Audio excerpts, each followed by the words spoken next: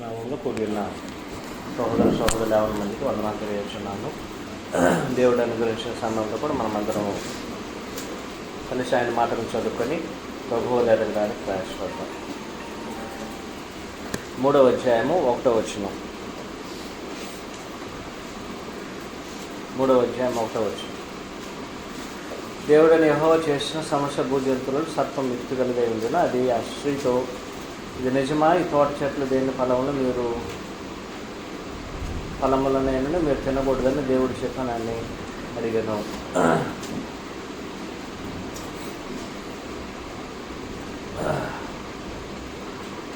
రెండవ అధ్యాయము 4వ వచనంలో,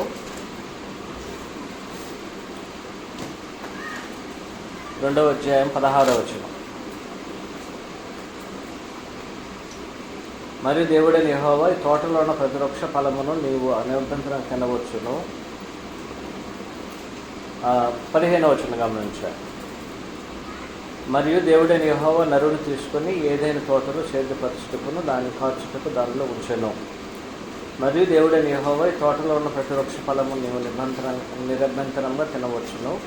అయితే మంచి చెట్టులు తెలివించు వృక్ష ఫలము తినకూడదు. నీవు వాటిని తిరుదినము నిశ్చయము చచ్చిదవని నరునికి ఆజ్ఞాపించను. ఇక్కడ కాంటెక్స్ట్ మీరు గమనించాలి.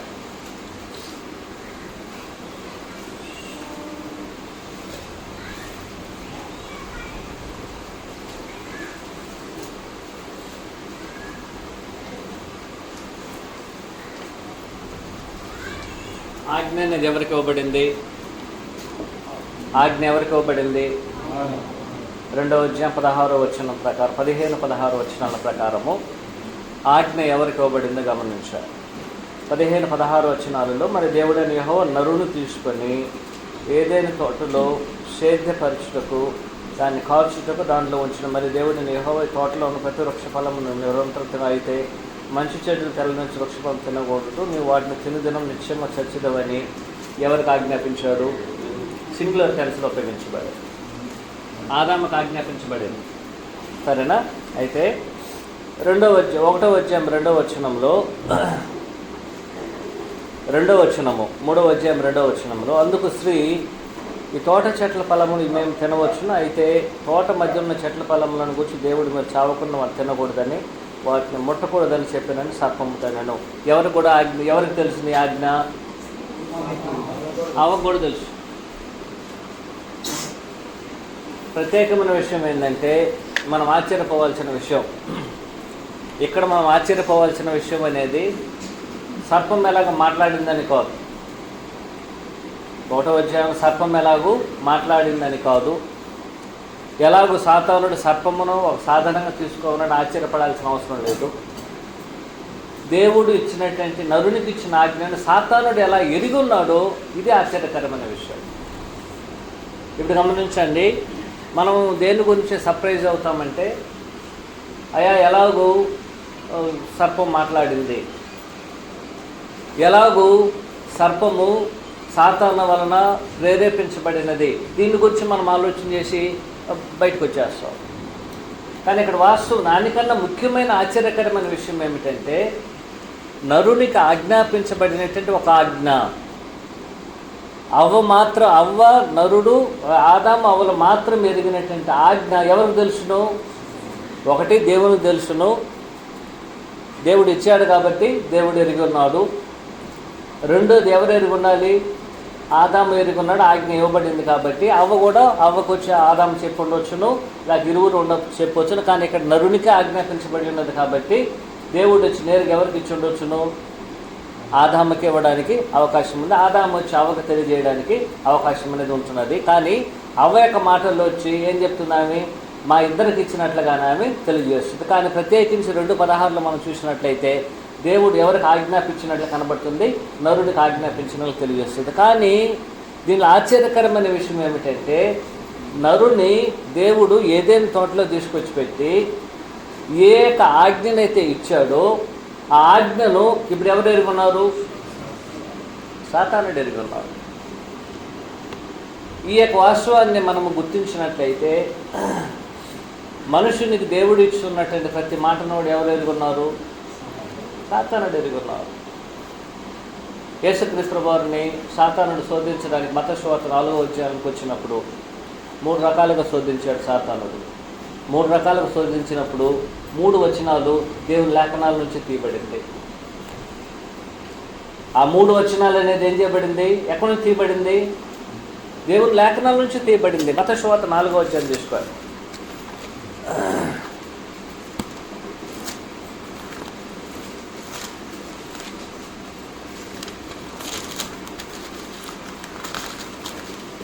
మత్తయి సువార్త 4వ అధ్యాయంలో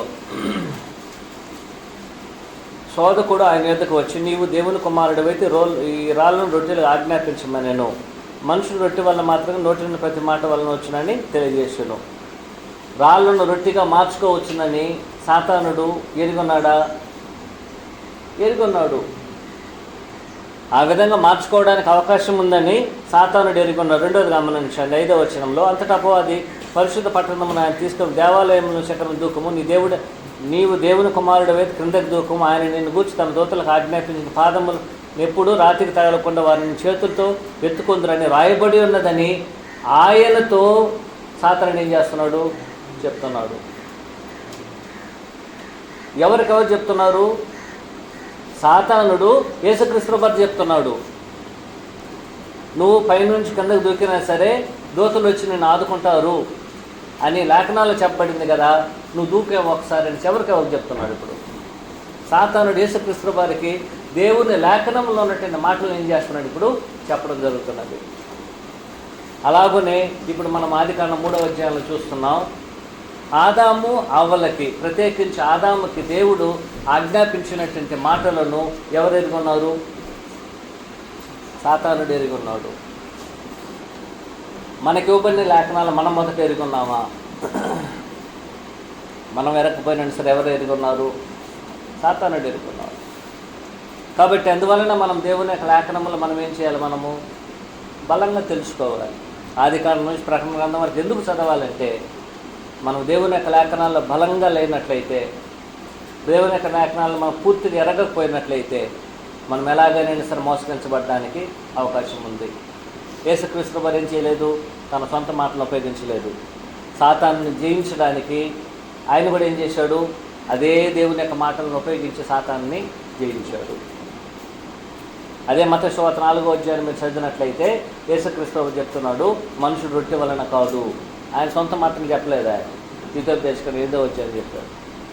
మరలా అని చెప్తున్నాడు, అయ్యా నువ్వు పైనుంచి కిందకి తగ్గుతున్నావు, కానీ ఇంకొక దగ్గర ఏం చెప్పు, దేవుని ఆ విధంగా శోధించకూడదని దేవుని లేఖనాలు చూపిస్తున్నావు. నువ్వు నాకు మొక్కు అన్నప్పుడు మరలా దేవుని లేఖనాలు చూపించి నీ దేవుడని యెహోవాను మాత్రమే మొక్కాలి అని లేఖనాలు చూపిస్తున్నాడు. సాతానుని జయించడానికి దేవుని యొక్క లేఖనంలో ఒక మనుషుడు ఏం చేయాలి? పూర్తిగా ఎరిగిన వాడుగా ఉండాలి. దేవుని యొక్క లేఖనాలు మనం ఎరిగిపోయినట్లయితే సాతానుడు ఏం చేస్తాడు? అదే దేవుని మాటలను ఉపయోగించి ఆ మాటలతో అబద్ధమును కలిపి మనల్ని ఏం చేస్తాడు? మోసగిస్తాడు. అలాంటి ఒక కార్యక్రమం అనేది ఆదికాండం 3వ అధ్యాయంలో జరగబోతుంది. ఇప్పుడు ఏమని ఆజ్ఞాపిస్తూ ఏమని చెప్తున్నాడు గమనించండి. సాతానుడు ఏమని చెప్తున్నాడు గమనించండి. 3వ అధ్యాయం 1వ వచనంలో, అది ఆ స్త్రీతో, ఇది నిజమా? ఈ తోట చెట్లలో దేని ఫలమునైనా మీరు తినకూడదని దేవుడిని యెహోవా చెప్పాను అని అడిగాను. ఏం చెప్తున్నాడు? ఏ విధంగా టెంప్ట్ చేస్తున్నాడు గమనించాలి. ఏ విధంగా టెంప్ట్ చేస్తున్నాడు గమనించాలి. ఇది నిజమేనా? ఇది నిజమేనా? జావే అంటే ఎలోహిం మీకు ఇది ఆజ్ఞాపించాడా? దేవుడు అనేటువంటి పదం ఇక్కడ ఎలోహిం అనే పదం ఉపయోగించబడి, దేవుడు ఎలోహిం అనేటువంటి ఆయన మీకు ఈ విధంగా చెప్పాడు, నిజమేనా? మీరు ఈ యొక్క చెట్ల ఫలములు ఏది కూడా తినకూడదు అనేసి 3వ వచనం చెప్పిన 1వ వచనం, నిజమే అని తోటలో చేని ఫలమును మీరు తినకూడదు దేవుడు చెప్పానా?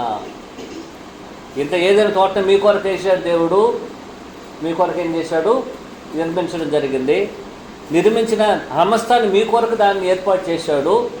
అయినా సరే మీ కొరకు ఏర్పాటు చేసిన ఈ ఏదైనా తోటలో ఉన్నటువంటి ఫలాలని మీరే తినకూడదని దేవుడు ఏదని చెప్పాడు మీకు. ఏ విధంగా వారిని శోధిస్తున్నాడు గమనించాలి.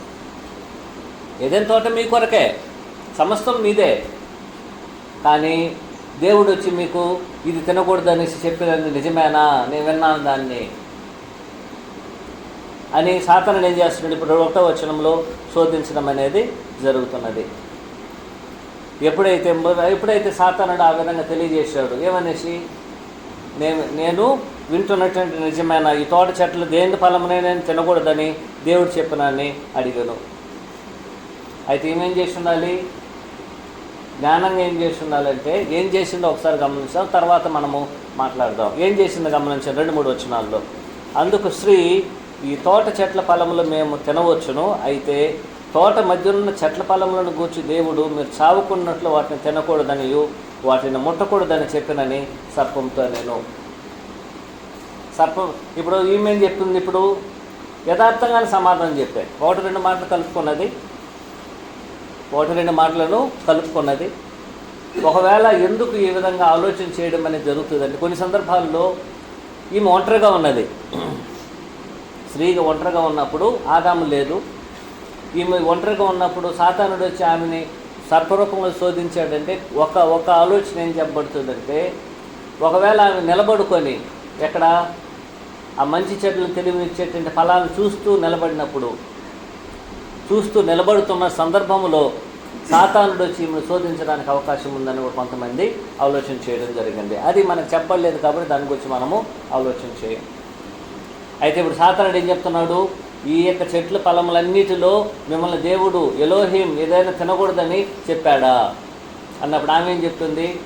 అలా కాదు, మేము చెట్లో ఉన్నటువంటి ఫలములన్నిటిని తినవచ్చు, మాకు నిరభ్యంతరంగా మేము తినవచ్చు. కానీ తోట మధ్యలో ఉన్నటువంటి మంచి చెడ్డలను తెలివినిచ్చేటువంటి ఫలాన్ని ఏం చేయకూడదు? మేము ఒకటి ముట్టనకూడదు, రెండోది ఏం చేయకూడదు? మేము తినకూడదు. కానీ దేవుడు ఏం చెప్పాడు? 16వ వచనంలో ఏం తెలియజేయబడింది? దేవుడైన యెహోవా తోటలో ప్రతి వృక్ష ఫలం నిరూపణ తినవచ్చును, అయితే మంచి చెడ్లు తెలవనిచ్చి వృక్ష ఫలము తినకూడదని వాటిని తినిదనము చచ్చిదవని చెప్పాడు. ముట్టకూడదని అక్కడ చెప్పలే ఆయన, దేవుడు చెప్పలేదు. దేవుడు ముట్టకూడదని చెప్పాడు ఆయన. అక్కడ మనకు అక్కడ లక్షణాలు లేదు. కానీ ఈమెం చేసింది? ఇప్పుడు ఒకవేళ ముట్టకూడదని కూడా చెప్పాడు అని ఆమె చెప్పడం అనేది జరుగుతున్నది. ఎప్పుడైతే ఆ విధంగా అయితే దేవుని ఆజ్ఞతో ఒక మాట ఆమె యాడ్ చేసుకొని సాతానుతో మాట్లాడినదో, సాతానుడు ఏం చేశాడు? అలాగే అవకాశాన్ని తీసుకున్నాడు. సాతానుడు ఇప్పుడు అవకాశాన్ని తీసుకోవడం అనేది జరిగింది. ఏం అవకాశాన్ని తీసుకున్నాడు? ఇప్పుడు ఆజ్ఞ అనేది ఎవరికి ఇవ్వబడింది? నరుడికి ఇవ్వబడింది. నరుడికి ఇవ్వబడినటువంటిది. ఈమె ఒంటరిగా ఉన్నది. ఇలాంటి శోధనలో ఒకవేళ ఆమె ఏమి ఎదురు చూసి ఉండాలి? తన భర్త కొరకు ఎదురు చూసి ఉండాలి, తన భర్తను ఎదురు చూసి ఉండాలి. కానీ ఇప్పుడు ఏం చేసింది? ఇప్పుడు సాతానుతో తానే ఏం చేయాలనుకున్నది? ఇప్పుడు కలపడాలనుకున్నది. ఇప్పుడు చెప్పింది, అయ్యా మాకు చెప్పినటువంటి వాస్తవం ఇది. ఆమె ధైర్యంగానే మరి యథార్థంగా చెప్పేశారు, మేము తోటలో ఉన్నటువంటి ఫలాలన్నీ తినవచ్చును, కానీ మంచి చెడ్ల ఫలములను మేము తినకూడదని దేవుడు ఆజ్ఞాపించి ఈవెను ముట్టకూడదని తెలియజేశాడు అని ఆమె ఎప్పుడైతే చెప్పినదో, ఇప్పుడు సాతానుడు ఏం చెప్తున్నాడు గమనించాలి. ఏం చెప్తున్నాడు? కొన్ని సందర్భాల్లో ఈ యొక్క 2 వచనాల నుంచి మనం తెలుసుకోవాల్సినటువంటి ఒక విషయం ఏమిటంటే, ఈమె ఇవ్వబడినటువంటి ఆజ్ఞ అనేది నరునికి. నరుడు ఏం చేసి ఉండాలి? తన భార్యకి తెలియజేసి ఉండాలి. సాతానుడికి ఎవరు తెలియజేశారో నాకు తెలియదు. సాతానుడికి ఎవరు తెలియజేశారో నాకు తెలియదు, ఎవరికి తెలియదు. కానీ అవ్వకు వచ్చి ఎవరు తెలియజేసి ఉండాలి? ఆదామే తెలియజేసి ఉండడానికి అవకాశం అనేది ఉన్నది. ఒకవేళ ఇద్దరు ఉన్నప్పుడు కూడా దేవుడు ఇచ్చాడని కూడా మనకి తెలియదు. కానీ ఆ నరుడికి దేవుడు ఆజ్ఞాపించాడు కాబట్టి ఆయన ఆమెకు తెలియజేయడానికి అవకాశం అనేది ఉంది. అప్పటి వరకు మంచిదే. అయితే ఇక్కడ ఆయన చెప్తున్నాడు, ఈ యొక్క సందర్భంలో ఈమెం చేసి ఉండాలి? తెలివిగా ఏం చేసి ఉండాలంటే తన యొక్క భర్త యొక్క సహాయం కోరుకో ఉండాలి. కానీ ఈమెం చేసింది? ఇప్పుడు తనకి తెలిసిన దాన్ని, చెప్పిన దాన్ని కూడా కలుపుకొని కొన్ని మాట్లాడింది. ఇప్పుడు ఆమె మాట్లాడేటటువంటిది మాట్లాడినాయి, మంచిదే, తప్పలేదు.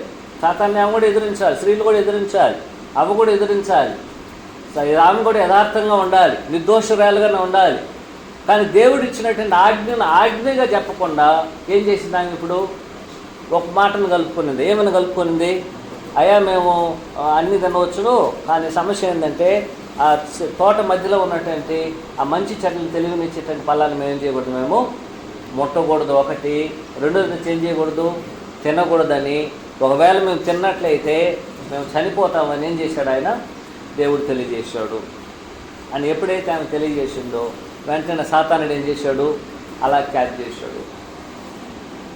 అందుకని ఏమో దేవుడు స్త్రీలను మౌనంగా ఉండి దేవుని లేఖనాలు నేర్చుకోమని ఆజ్ఞాపించడం జరిగింది. దేవుని మాటలతో ఏం చేయకూడదు? మనుషులు కలపకూడదు. దేవుడు ఏం చెప్పాడు? నువ్వు తిన్నట్లే చచ్చిపోతావని చెప్పాడు, నువ్వు ముచ్చినట్లే చచ్చిపోతావని చెప్పలేదా? కానీ ఈమె ఏం చేసింది? ఇప్పుడు ఒక పదాన్ని యాడ్ చేసుకున్నదా. అందువలన సంఘంలో స్త్రీలు అనేటువంటి వారు ఏ విధంగా నేర్చుకోవాలని ఆజ్ఞాపించబడి ఉన్నారు. అందువలన ఒకవేళ దేవుడు ఆ విధంగా వారికి ఏర్పాటు చేశాడేమో తెలియదు. ఒకసారి 1 కొరింథీ 14వ అధ్యాయము 34, 35 వచనాలు.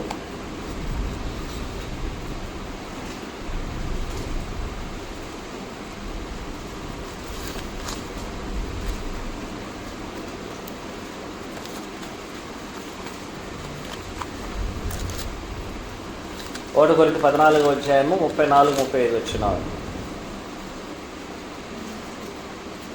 స్త్రీలు సంఘముల మౌనంగా ఉండవలెననియు వారు లోబడి ఉండవలసినది, కానీ మాట్లాడుటకును వారికి సెలవు లేదు. ఇలాగ ధర్మశాస్త్రము చెప్పుచున్నది కదా. వారు ఏమైనా నేర్చుకుని కోరినాడలా ఇంట తమ ఎవరి దగ్గర అడగాలి? ఇంట తమ భర్తలను అడగవలేను. సంఘంలో స్త్రీ మాట్లాడటం అవమానము. ఒకవేళ ఈ యొక్క ఉద్దేశం కొరకు దేవుడు ఏం చేశాడు? ఇలాగ ఏర్పాటు చేసి ఉండొచ్చును.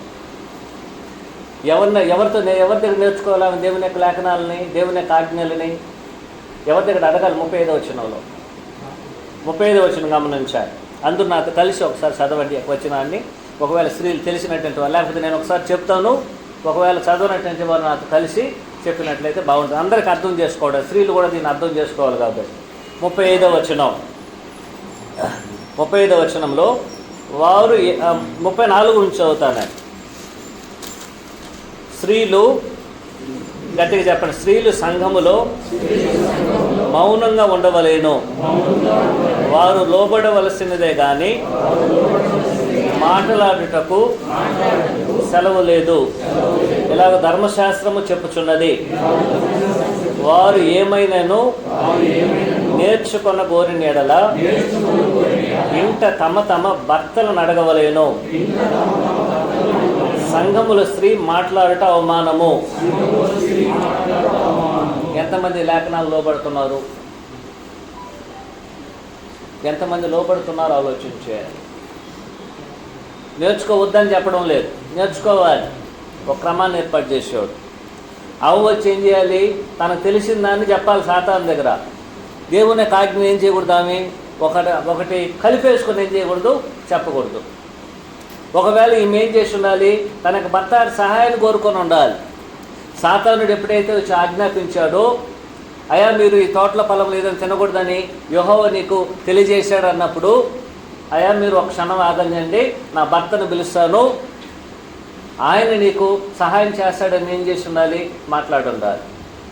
కానీ ఆజ్ఞ సరే, ఒకవేళ ఏం మాట్లాడినైనా సరే ఆ మాటగా ఆజ్ఞగా తెలియజేసిందా? లేదు. ఒక మాటను కలుపుకూడదు, ముట్టకూడదని దేవుడు కూడా చెప్పాడు.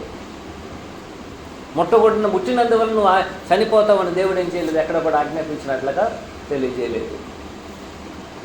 అందువలన స్త్రీలకి ఈ కారణమును బట్టి దేవుడు ఏం చేసి ఉండొచ్చు? వారిని మీరు సంఘంలో ఏం చేయాలి? మీరు మౌనంగానే ఉండాలి. దేవుడు వారికి అవకాశం ఇచ్చాడు. ఆమె యథార్థంగా మాట్లాడున్నట్లయితే దేవుడు ఏం చేశాడు? ఆమెకి అవకాశం ఇచ్చాడు. కానీ ఆమె ఏం చేసింది? దేవుని యొక్క మాటలో ఒక మాటను ఆమె కలుపుకున్నందువలన దేవుడు ఏం చేశాడు? మీరు మాట్లాడాల్సిన అవసరం లేదమ్మా. ఎవరు చెప్పిన మాటలు ఇది? దేవుడు చెప్పిన మాటలను మనము అలాగే గౌరవిద్దాం. 1 తిమోతి 2వ అధ్యాయము 11 నుంచి 15 వచనాలు. 1 తిమోతి 2వ అధ్యాయం 11 నుంచి 15 వచనాలు.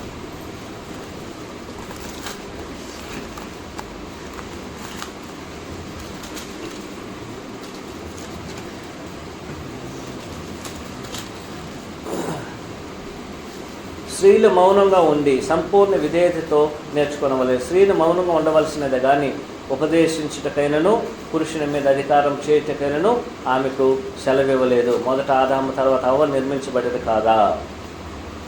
కాబట్టి స్త్రీ ఏం చేయాలి? మౌనంగా ఉండి నేర్చుకోవాలి. ఆ విధంగా ఇవ్వమనేసి దేవుడు ఏం చేశాడు? ఆజ్ఞాపించడం జరిగింది. కాబట్టి ఈనాడు మనం ఏం చేస్తున్నామంటే, ఆనాడు ఏ విధంగా అయితే అవ్వ ఏదో మాట్లాడాలనేసి సాతానుతో మాట్లాడడం జరిగింది. కానీ సాతానుడు ఏం చేశాడు? ఒక మాటను ఆమె కలిపింది కాబట్టి దేవుని యొక్క ఆజ్ఞకి సాతానుడు ఏం చేశాడు? వాని మాటలు కొన్నిటిని కలిపి అవ్వతో మాట్లాడడం జరిగింది. అవకాశాన్ని ఎవరిచ్చింది? మొదట అవకాశాన్ని ఎవరిచ్చారు? మొదట సాతానుడు వచ్చి నేరుగా చెప్పలా. సాతానుడు వచ్చే ప్రశ్న మాత్రమే వేసాడు. సాతానుడు ఏం చేశాడు? ఒక ప్రశ్న అడిగాడు. స్త్రీ, ఈ యొక్క తోట చెట్లలో మీరు ఏ ఫలమైన తినకూడదని యెహోవా మీకు తెలియజేశారా? అందుకు ఆమె ఏం చేసి ఉండాలి? అవును నిజమే అని చెప్పుండే అయిపోయి ఉంటుంది. కానీ దేవుని యొక్క ఆజ్ఞను ఆమె వివరించింది.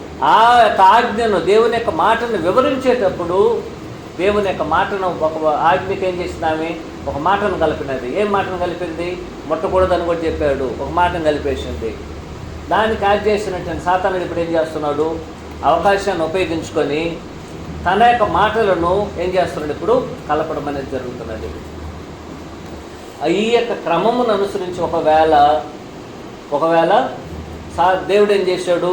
స్త్రీ నువ్వు మౌనంగా ఉండు, మాట్లాడాల్సిన అవసరం లేదని వారికి ఆజ్ఞాపించడానికి అవకాశం అనేది ఉంటున్నది. కాబట్టి ఈనాడు మీరైనా సరే నేనైనా సరే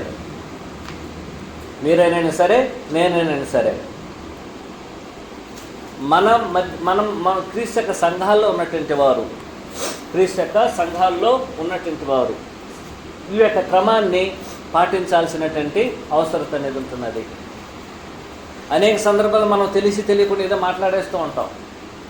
స్త్రీలు అనవసరంగా లేనిపోని వాటిని మాట్లాడాలి. దేవుని యొక్క లేఖనాలుగా మనం ఏం చేయాలి? మాట్లాడాలి. దేవుని యొక్క మాటలతో ఏం చేయకూడదు? మనము ఒకదాన్ని కలుపుకోకూడదు. ఆమె ఏం చేసింది? కలుపుకున్నది. ఎక్కడో ఉన్న స్త్రీలను నిందించడం లేదు, జరిగినటువంటి సంఘటన మనము మాట్లాడుతున్నాం. ఇప్పుడు గమనించాలి. అలాగున్నట్లయితే ఈరోజు మనమైనా సరే మీరైనా సరే ఇలాంటి పరిస్థితుల్లో మనం ఏం చేయాలి? సాతానుడు ఇప్పుడు దానికి ప్రత్యుత్తరం ఏం తెలియజేస్తున్నాడు గమనించాలి. ఆదికాండము 3వ అధ్యాయము 4వ వచనం. అందుకు సర్పము మీరు చావనే చావరు. అందుకు సర్పం ఏం చెప్పాడు? 4వ వచనం ఏం చెప్పాడు? సాతానుడు గమనించాలి. అందుకు సర్పము మీరు చావనే చావరు. 1-2 అధ్యాయాలలో దేవుడు తన యొక్క మాటను స్థిరపరిచాడు. 2వ అధ్యాయం 16వ వచనంలో మనం చదివాము, నరునికి ఇవ్వబడినటువంటి ఆజ్ఞ అదే. 1-2 వచనాల్లో దేవుడు సృష్టికర్తగా ఉన్నాడు, ఆయన మాట మీద నిలబడినటువంటి వాడు, ఆ మాట ప్రకారం ఆయన జరిగిస్తాడని వారికి నిబంధన చేశాడు, అలాగే జరిగిస్తాడు. దేవుడు ఏం చెప్పాడు? 2వ అధ్యాయం 16వ వచనంలో, నువ్వు దాన్ని తిన్నట్లయితే ఏం చెప్పేస్తావు? నువ్వు మరణిస్తావు. ఖచ్చితంగా దేవుడు చెప్పాడు. కానీ సాతానుడు ఇప్పుడు ఏం చేస్తున్నాడు? ఇప్పుడు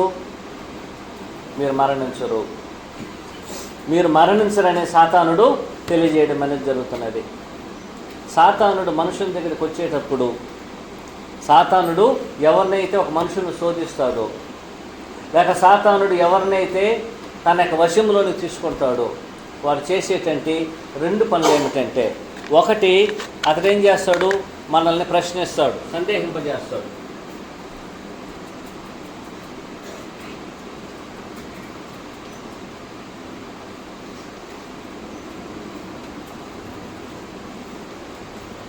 ఒకటి ప్రశ్నించడం, 2 సందేహించడం, 3వది ఏం చేస్తాడంటే దేవుని యొక్క ఆజ్ఞని అతిక్రమింపజేయడం. 4వది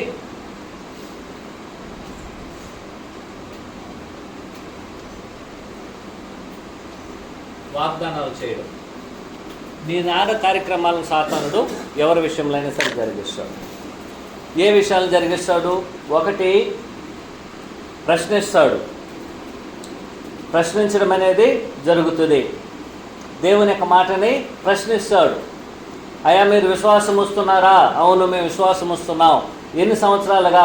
20 సంవత్సరాలుగా మేము విశ్వాసం వస్తున్నాం. అయితే ఎందుకు నీకు కష్టాలు వచ్చాయి? అయితే నీకెందుకు ఇన్ని కష్టాలు వచ్చాయి? అయ్యా మేము క్రైస్తవులు 30-40 సంవత్సరాలుగా ఉన్నాం. అయితే ఇంకా మీ కుటుంబంలో ఇన్ని సమస్యలు ఉన్నాయా? ఎందుకు ఇంకా నువ్వు అనారోగ్యంతో ఉన్నావు?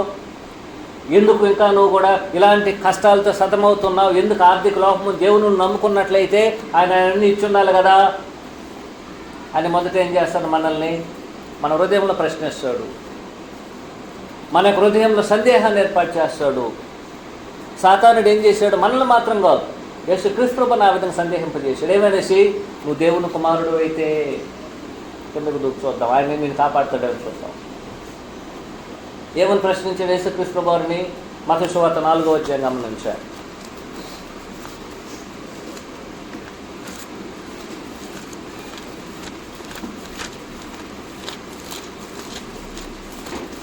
మత్తయి సువార్త 4వ అధ్యాయం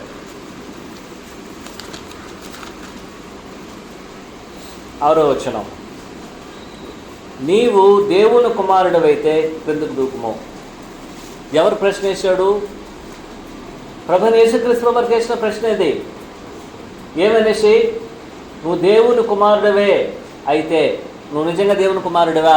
ఏమడుగుతున్న సాతానుడు యేసుక్రీస్తు ప్రభువుని? నువ్వు దేవుని కుమారుడివా?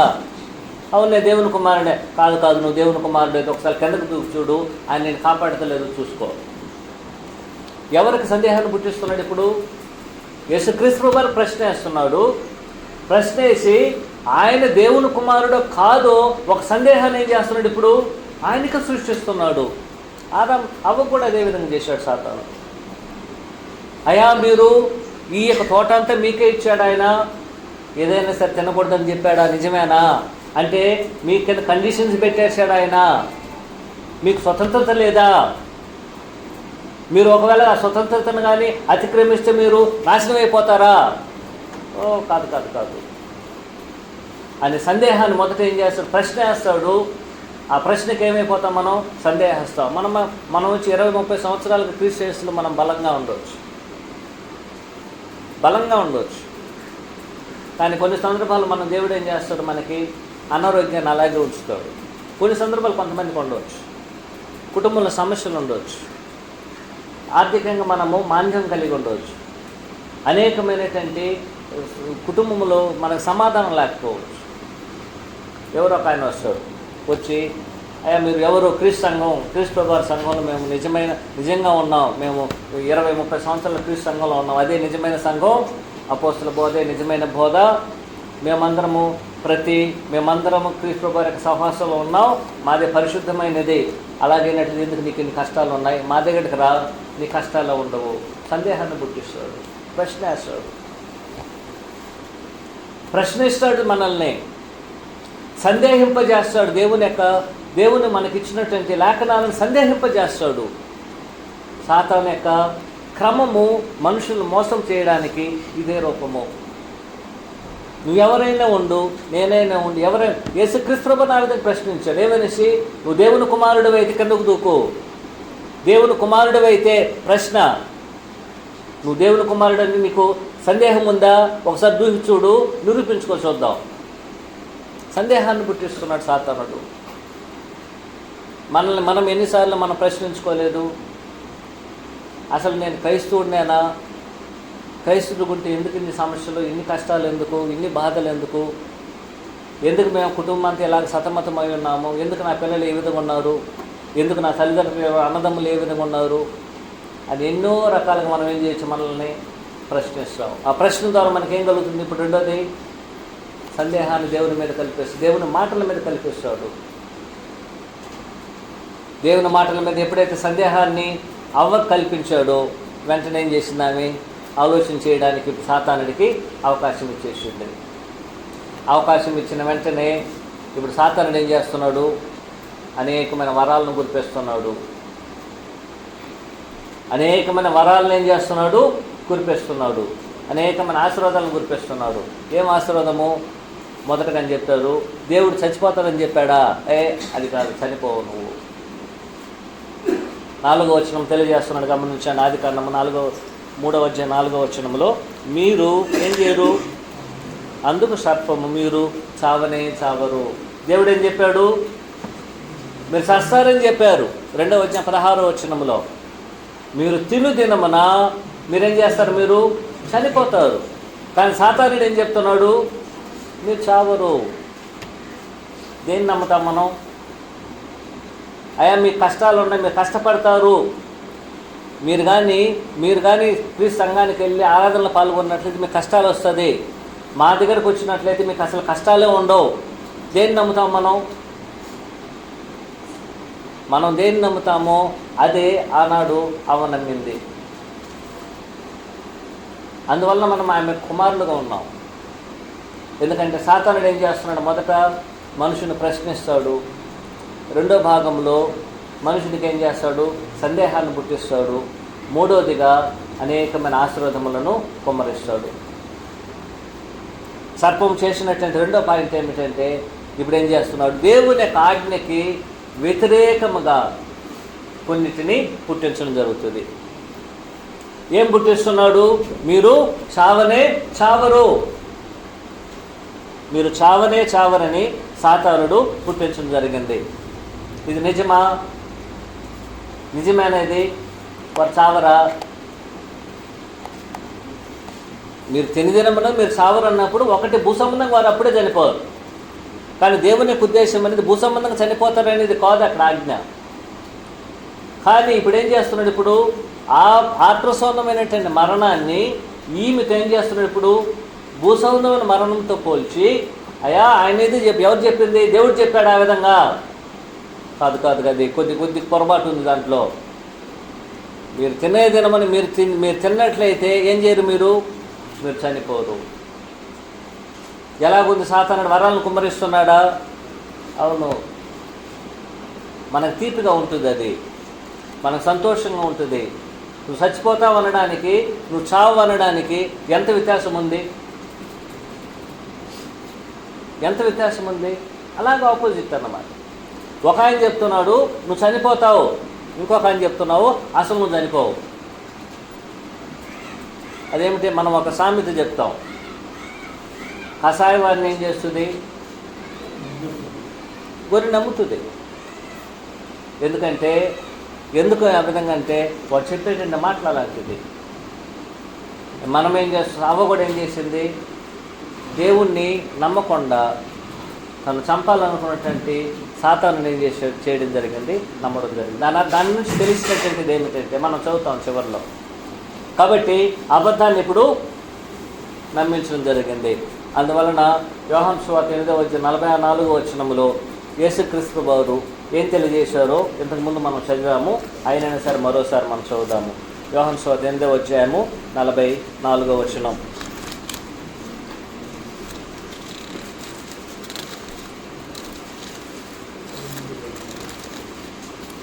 మీరు మీ తండ్రి అపవాది సంబంధులు, మీ తండ్రి దురాశలు నెరవేర్చుకొచ్చున్నారు. ఆది నుండి వాడు నరహంతకుడై ఉండి సత్యమందు నిలిచేవాడు కాడు, వాని యందు సత్యము లేదు. వాడు అబద్ధమాడినప్పుడు తన స్వభావమును అనుసరించి మాట్లాడును. వాడు అబద్ధికుడును, అబద్ధమునకు జనకుడునై ఉన్నాడు. వాడు అబద్ధికుడును, అబద్ధమునకు జనకుడు. దేవుడు చెప్పాడు 2వ అధ్యాయం 16వ వచనంలో, మీరు తినుదినమున ఏమైపోతారు? చనిపోతారు. కానీ సాతానుడు ఏం చెప్తున్నారు? 3వ అధ్యాయం 4వ వచనంలో మీరు చనిపోతారని చెప్పారు. 5వ వచనం,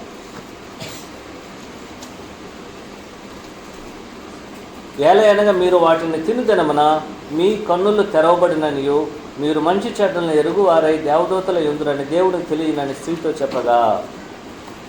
ఎలాంటి వాగ్దానాలు చేశాడు గమనించారు? 4 వాగ్దానాలు చేశాడు సాతానుడు. ఎవరికి? అవ్వకి. 4 వాగ్దానాలు ఏమిటి? 4 వాగ్దానాలు గమనించారు. 1 సావరు, 2 కన్నులు తెరవబడుతుంది, 3 మంచి చెడ్డలు ఎరుగుతారు,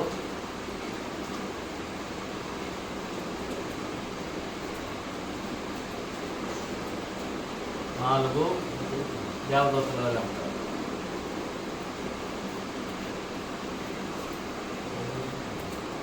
దీంట్లో 2 కలపడం జరిగింది. ఒకటి చావర్ అనేది కలపడం జరిగింది, 2 దేవదూతలు ఉంటారని చెప్పడం జరిగింది. ఒకవేళ ఇది నిజంగా కూడా ఉండొచ్చు. మనం ఎలాగని కూడా దాన్ని ఆలోచన చేస్తాం. సాతానుడు ఏం చేశాడు? మీరు చావరని చెప్పడం అబద్ధం.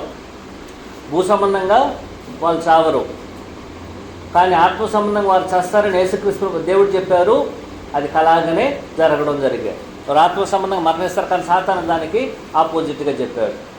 రెండోది కన్నులు తెరవబడేది. కన్నులు అనేది తెరవబడినది. ఈ కన్నులు తెరవబడడం అనేది భూసంబంధమైన కన్నులు కాదు. భూసంబంధమైన కన్నుల గురించి ఇక్కడ ఆయన మాట్లాడడం లేదు. అయితే భూసంబంధమైన కన్నుల గురించి ఒకవేళ మాట్లాడబడినట్లయితే వారు గుడ్డివాళ్ళు కాదు. వారు గుడ్డివారు కాదు. ఎందుకంటే ఆమె ఏం చేసింది? 5వ వచనం గమనించినట్లయితే, అయాల అనగా 6వ వచనంలో స్త్రీ వృక్షం ఆహారం మంచిదని తన కన్నులకు అందమైనదిగా చూసింది. ఆమె చూసింది. చెట్టు తోటలో ఉన్న చెట్లు, ఏదైనా తోటలో అన్ని చెట్లు ఉన్నాయి, అవన్నీ కూడా ఆమెకు తెలుసు. ఏ మధ్యలో ఉన్నటువంటి చెట్టును కూడా ఆమె ఎదుగు ఉన్నది. భూసంబంధమైన కన్నులు కాదు. భూసంబంధమైనటువంటి కన్నులు కాదు. ఇది దేని గురించి మాట్లాడుతుంది? ఇది ఆత్మ సంబంధమైనటువంటి కన్నుల గురించి మాట్లాడబడడం అనేది జరుగుతున్నది. కానీ ఇక్కడ అయితే ఏదో ఒక రకంగా భూసంబంధమైన కన్నులు కూడా తెరవబడుతుంది. మనం చదువుతాం దాన్ని. ఏదో ఒక రకంగా భూసంబంధమైన కన్నులు కూడా వారికి తెరవబడుతుంది. మూడోది ఏం చెప్పాడు? మీరేం చేస్తారు? మంచి చెడ్డలను ఎరిగిన వారుగా ఉంటారు. మంచి చెడ్డలను ఎరిగిన వారుగా ఉండి ఏ విధంగా ఉంటారు? మీరు దేవదూతలుగా ఉంటారు. ఇది అబ్సల్యూట్లీ వచ్చి రాంగ్ అన్నమాట. భూమి మీద ఎవరు మంచి చెడ్డలను ఎరుగుంటారు? మనుషులు. తర్వాత ఎవరు ఎరుగున్నారు? దేవుడు ఎరుగుంటాడు. అలాగనే దేవదూతలు కూడా ఎరిగినటువంటి వారు. కాబట్టి మీరు వారి వల్లే ఉంటారనేసి వాగ్దానం అనేది ఏం చేయడం జరిగింది? ఇప్పుడు సాతానుడు ఆమెకి వాగ్దానం చేయడం అనేది జరిగింది. ఆమె మొదటగా ఏ వాగ్దానం చేయడం జరిగింది? మీరు చావనే చావరు. మీరు చావనే చావరు అన్నప్పుడు అది అబద్ధమా నిజమది? అబద్ధం. అది దేవుడు ఏం చెప్పాడు? 2వ వచనంలో మీరు తిను దినమున ఏమైపోతారు? మీరు చనిపోతారు. ఈ యొక్క సమయంలో మనం ఆలోచన చేయాల్సినటువంటి ఒక ప్రత్యేకమైన విషయం మనం చదువుతామైనా సార్ పాఠంగా ఏమనేసి అయినా సరే మనం ఏం చేస్తామంటే, ఈ సందర్భంలో ఆదాము అవ్వలు నిర్దోషమైన స్థితిలో ఉన్నారని నేను గుర్తుంచుకోవాలి. నిర్దోషమైన స్థితి. ఇంతకుముందుగా వారు దోషాన్ని ఎరగరు, ఇంతకుముందుగా మంచి చెడ్డలను ఎరగరు. ఇంతకుముందుగా వారు దిగంబరులుగా ఉన్నా సరే వారు ఏం చేయరు? వారు దిగంబరులు అనే విషయమున వారు ఎరగకుండా ఏ విధంగా ఉన్నారు? పసిపిల్లలుగా ఉన్నారు. వారు పసిపిల్లలుగా ఉన్నారు. వారి స్థితి అనేది వారికి తెలియదు. వారు దిగంబరులమనే విషయమును వారు ఏం చేయలేదు? వారు ఎరగనటువంటి వారు. నిర్దోషమైనటువంటి స్థితి అయినా సరే ఈ యొక్క స్థితి అనేది పరిపూర్ణమైన స్థితి కాదు. ఈ నిర్దోషమైన స్థితి ఏది కాదు? పరిపూర్ణమైనటువంటి స్థితి కాదు.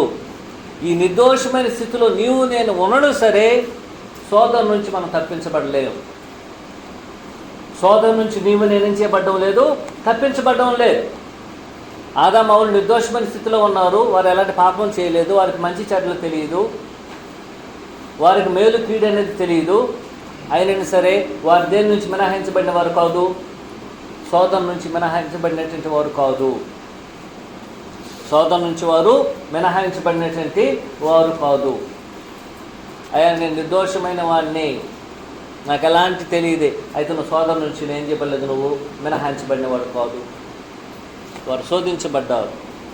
ఎప్పుడైతే వారు శోధించబడ్డానికి వారు సిద్ధపడ్డారో సాతానుడు ఏం చేస్తున్నాడు? ఇప్పుడు వారి మీద అనేకమైన వాగ్దానాలని కురిపిస్తున్నాడు. అలాంటి వాగ్దానాలు 4 ప్రత్యేకమైన వాగ్దానాలు సాతానుడు వారికి తెలియజేశాడు. ఒకటి, ఒకవేళ మీరు ఆ పండును తిన్నట్లయితే దేవుడు ఏం చెప్పాడు? చనిపోతానని చెప్పారు. కాదు, మీరు చావరు. దాని అర్థం ఏమిటి? ఒకటి, దేవుడు మీకు అబద్ధం చెప్తున్నాడు. నువ్వు ఎప్పుడైతే సాతాను పక్షమున చేరుతున్నావో నువ్వు దేవుణ్ణి అబద్ధికునిగా చేస్తున్నావు. నువ్వు సాతానుని నమ్మినట్లయితే ఎవరు నువ్వు అబద్ధికునిగా చేస్తున్నావు? నీ దేవుని అబద్ధికునిగా చేస్తున్నావు. దేవుడు ఏం చెప్పాడు? అయ్యా నువ్వు తినుదినమున చనిపోతామని చెప్పాడు. కానీ సాతానుడు ఏం చెప్తున్నారు? మీరు తిన్నట్లయితే చావరని చెప్తున్నారు. నువ్వు అవ్వ ఏం చేసింది? ఎవరి మాటలు విన్నది? సాతాను యొక్క మాటలు విన్నది. కాబట్టి దేవుని ఏ విధంగా గుర్తించింది? ఆమె అబద్ధికునిగానే గుర్తించింది. దేవుని యొక్క మాటలకు విలువ లేనిదిగా గుర్తించింది. దేవుడు తను చెప్పింది ఏదో అబద్ధం చెప్పాడని ఆమె అనుకుంటున్నది. కానీ ఇక్కడ సాతానుడు చెప్పినది అబద్ధం అనే విషయమును ఆమె ఏం చేయలేకపోయింది. ఆమె ఇప్పుడు పరిస్థితి ఏంటంటే ఈ యొక్క పరిస్థితిలో ఏది మంచి ఏది చెడు అని తెలుసుకోలేని పరిస్థితుల్లో అవ్వ ఉన్నదని నేను గుర్తించాలి. ఎందుకంటే మంచి చెడ్ల వారికి తెలియదు. సాతాను చెప్తున్నది నిజమా, దేవుడు చెప్పినది నిజమా, ఏది చెడ్డది ఏది మంచిది అనే సత్యమును అవ్వ ఏం చేయలేదు, ఇంతవరకు ఎరగలేదు ఆమె. ఒకవేళ సాతానుడు చెప్తున్నది చెడ్డని ఆమె తెలుసుకున్నట్లయితే ఏం చేయకపోవచ్చు? ఆమె దాన్ని తిని ఉండదు ఆమె. ఎందుకంటే మంచి చెడ్డలను వారు ఇంతవరకు ఎరగలేదు. వారు ఎరగనందువలన వారికి నిర్దోషమైన స్థితి ఏం చేయబడుతుంది? ఇప్పుడు పరీక్షించబడుతుంది. నిర్దోషమైన స్థితి అనేది పరీక్షించబడుతుంది. ఆ పరీక్షలో నువ్వు ఏదైతే నీకు దేవుడు చెప్పాడో ఆ పక్షమున నిలబడినట్లయితే నువ్వేం చేయబడతావు? నువ్వు దేవుని యొక్క సహవాసంలో నీ యొక్క నిర్దోషత్వాన్ని, నీ యొక్క పరిశుద్ధతను నేను కాపాడుకుంటావు. కానీ దేవుడు చెప్పిన దాన్ని ఎప్పుడైతే నువ్వు నమ్మకుండా సాతాను చెప్పిన దాన్ని నువ్వు నమ్ముతావో ఏం జరుగుతుంది? ఇప్పుడు ఏం జరుగుతుందంటే దేవుణ్ణి ఏం చేస్తున్నావు? నువ్వు నమ్మడం లేదు, సాతాను యొక్క మాటలను మనము నమ్ముతున్నాం. ఈనాడు ఒక సాతాను మనం వేదనలు చూసినట్లయితే లోకంలో ఎంతమంది సాతానులు ఉండాలి? ఒకే తోట ప్రపంచం మొత్తం మీద ఆనాడు దేవుడు సృష్టించిన సృష్టిలో ఒకే ఒక ఏదైనా తోట, అంతేనా? ఆ ఒకే ఏదైనా తోటలో ఒకే ఒక అవ్వ, ఒకే ఒక సాతాను, ఒకే ఒక సర్పం. ఈనాడు సుమారు 700 మిలియన్ల కోట్ల మంది ఉన్నారన్నమాట ప్రపంచం మొత్తం మీద 700 కోట్ల మంది ఉన్నారు. ప్రపంచం మొత్తం మీద ఒక అవగాహన. ఎన్ని సాతానులు ఉండాలైతే, ఎంతమంది మోసగించబడాలైతే, ఇవన్నిటిని మనము ఆలోచించాల్సినటువంటి అవసరత అనేది ఉంటున్నది. కాబట్టి ఒకసారి మీరు గమనించాలి, సాతాను చెప్పినటువంటి విషయాలను కొన్నిటిని గమనించాలి. మీరు చావరని చెప్పారు, అది నిజమది, అది అబద్ధం. అయితే భూ సంబంధంగా వారు చనిపోలేదు, ఆత్మ సంబంధంగా వారు చనిపోయారు, అది వాస్తవం. 2, కన్నులు తెరవబడును. కన్నులు తెరవబడిందా? తెరవబడింది. వారికి ఆత్మ సంబంధమైనటువంటి దృష్టి అనేది తెరవబడింది. వారి ఆత్మ సంబంధ దృష్టి తెరవబడినా సరే వారు భూసంబంధమైన పరిస్థితులను కూడా తెలుసుకోవడానికి అవకాశం ఏర్పడాడు. ఎందుకంటే ఇంతకుముందుగా వారు దిగంబరులుగానే ఉన్నారు.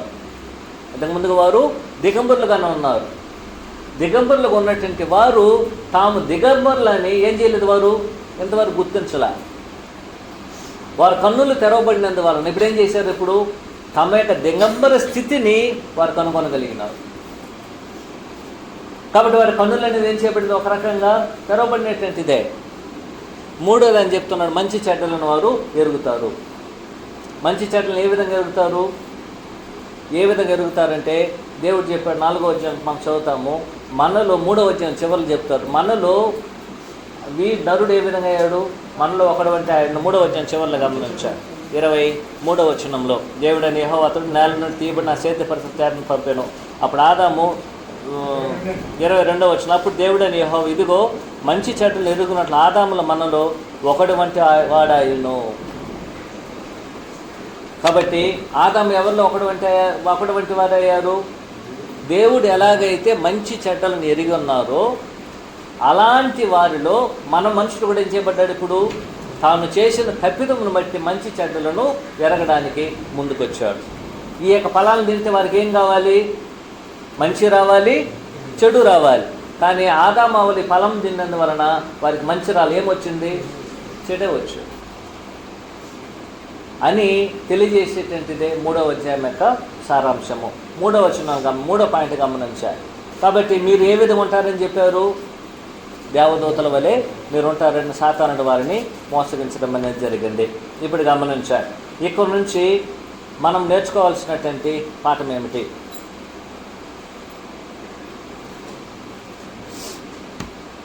మనం నేర్చుకోవాల్సినటువంటి పాఠం ఏమిటి? ఒకటి,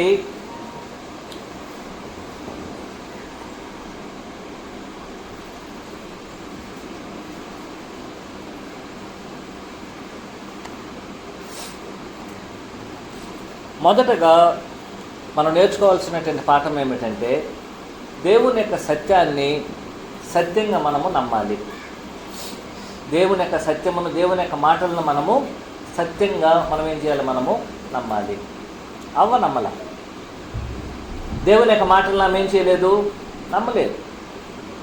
దేవుని యొక్క మాటలను ఒకవేళ ఆమె అది నిజమే, అది సత్యమని ఆమె తెలుసుకొని ఉన్నట్లయితే, సాతాను చెప్పిన మాటలకి మీరు చావనని చెప్పినప్పుడు నువ్వు చెప్పేది అబద్ధము, అది దేవుని యొక్క మాటలకు, దేవుని యొక్క మాటలు నువ్వు చెప్పడం లేదు అని ఏం చేసి ఉండాలి? ఆమె నిరాకరించి ఉండాలి.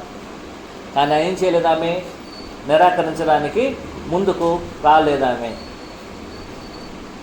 ముందుకు రాలేకపోయింది ఆమె. కాబట్టి మొదటగా ప్రతి మనుషుడు ఏం చేయాలంటే, దేవుని యొక్క మాటలన్నీ సత్యమని మనం ఏం చేయాలి? మనము మొదట గ్రహించాలి, దాన్ని విశ్వాసం ఉంచాలి. అనేక సందర్భాల్లో మనం గ్రహించి ఉన్నాం దేవుని యొక్క మాటల సత్యమని, కానీ ఎంతమంది దాన్ని విశ్వాసం ఉంచి ఉన్నాం? విశ్వాసం ఉంచితే లోబడాలి. మనం విశ్వాసం ఉంచినట్లయితే ఏం చేయాలి? మనము లోబడాలి. రెండోది, ఏది అబద్ధము ఏది నిజమని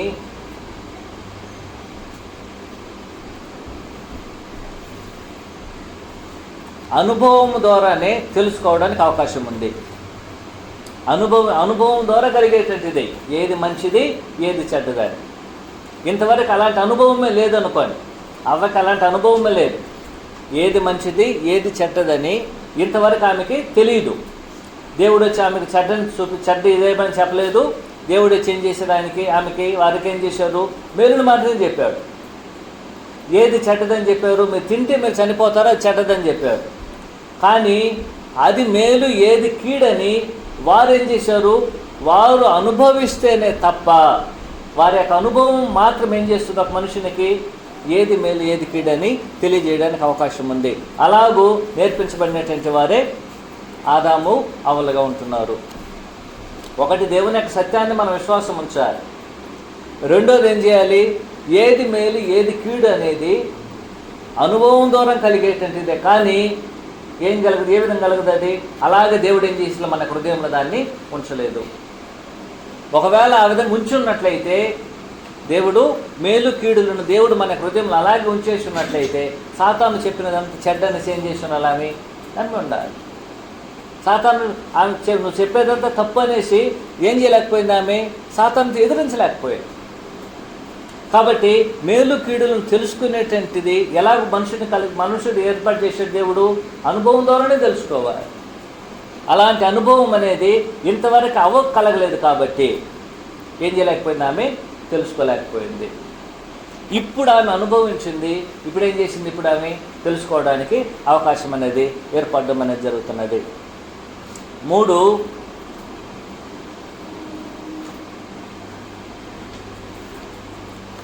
సాతానుడు ఎప్పుడైనా సరే దేవుని యొక్క మాటలతో లేక దేవుని యొక్క సత్యముతో తన యొక్క మాటలను కలిపి మనుషులు నమ్మిస్తున్నాడు.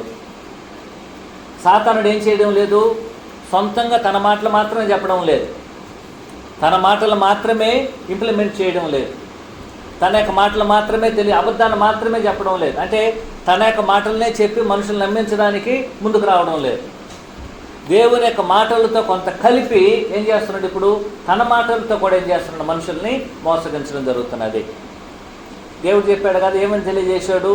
మీరు దేవదూతల వల్ల దీన్ని తిన్నట్లయితే దేవదూతల వల్ల ఉంటారని దేవుడు ఎక్కడ కూడా చెప్పలేదు. మీరు దీన్ని తినమున మీ కన్నులు తెరవబడుతుందని దేవుడు ఎక్కడ కూడా తెలియజేయలేదు. మీరు దీన్ని తిన్నట్లయితే మంచి చెడ్డలు మీరు ఎరుగుతారు, దాన్ని మీరు అయినా సరే మీరు దాన్ని తినకూడదని దేవుడు చెప్పాడు. మీరు చావరని దేవుడు ఎక్కడ కూడా చెప్పలేదు. మీరు చస్తారని చెప్పాడు.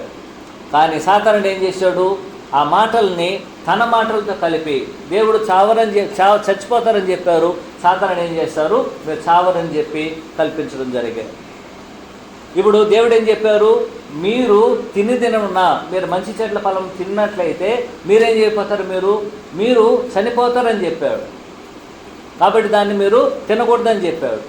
కానీ సాతానుడు ఏం చేశాడు, దానితో కొన్ని మాటలను యాడ్ చేసుకొని, అవును మంచి చెట్ల ఫలం ఇచ్చే ఫలం తిన్నట్లయితే రిజల్ట్ అనేది మంచి చెట్లను జరుగుంటావు, కానీ నువ్వు దాన్ని తినమనేసి దేవుడు ఏం చేయలేదు, ఆజ్ఞాపించలేదు. కానీ సాతానుడు ఏం చేశాడంటే, మీరు దాన్ని తిన్నట్లయితే మంచి చెట్లను ఎరుగుతారు, మీరు కన్నులని తెరవబడుతుంది, ప్లస్ మీరు దేవదూతల వల్లే ఉంటారనే మాటలను ఏం చేశారు ఇప్పుడు కలిపి వారు తెలియజేసినందువలన అవి ఏం చేసింది, వాటిని ఇప్పుడు నమ్మడం జరిగింది.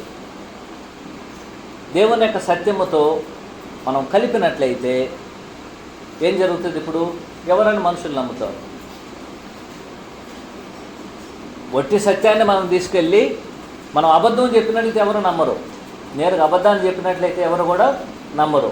కానీ సత్యముతో అబద్ధాన్ని కలిపి మనము చెప్పినట్లయితే ఏమవుతుంది, ఇప్పుడు అందరూ కూడా ఏం చేస్తారు, నమ్ముతారు. ప్రతి ఒక్కరు నమ్మడానికి అవకాశం అనేది ఉంటున్నది. 4వ పాయింట్ ఏంటంటే, ఈ యొక్క మరణం అనేది భూసంలో మరణాన్ని గురించి దేవుడు ఏం తెలియజేయలేదు, తెలియచేసినటువంటిది కాదు. భూసంలో మరణాన్ని గురించి ఎక్కడ ఆయన తెలియజేయడం లేదు.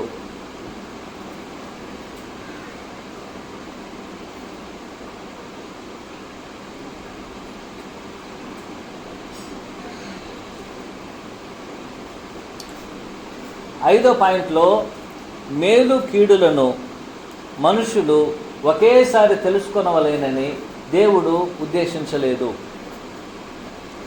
మేలు కీడులను మనమందరం ఒకేసారి తెలుసుకోవాలని దేవుడు ఏం చేయలేదు, ఉద్దేశించలేదు. ఒకవేళ ఆ విధంగా ఉన్నట్టు దేవుడు ఏం చేసి ఉండాలి, ముందుగానే మేలుని చేశాడు, కానీ కీడును కూడా తెలియజేసి ఉండాలి.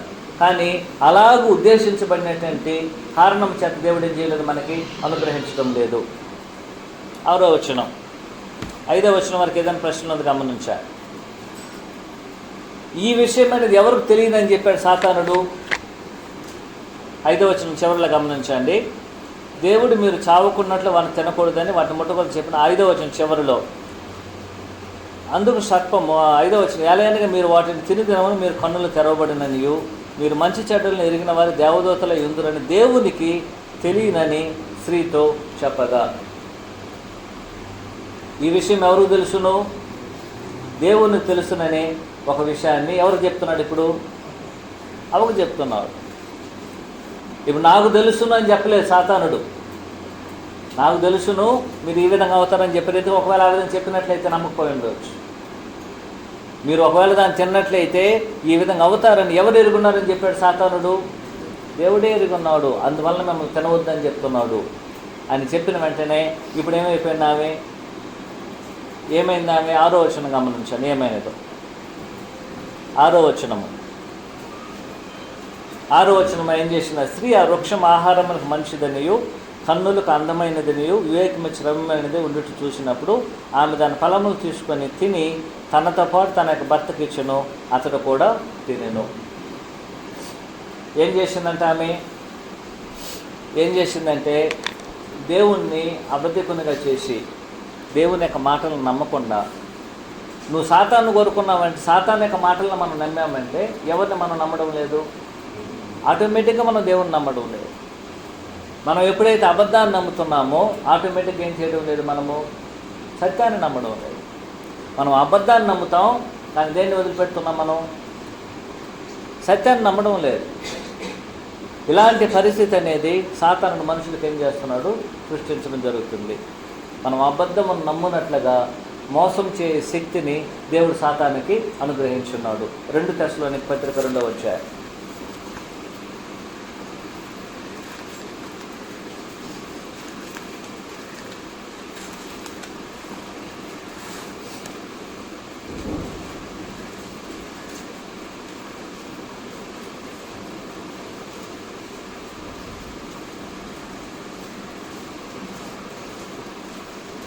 పది 11 వచనాలు.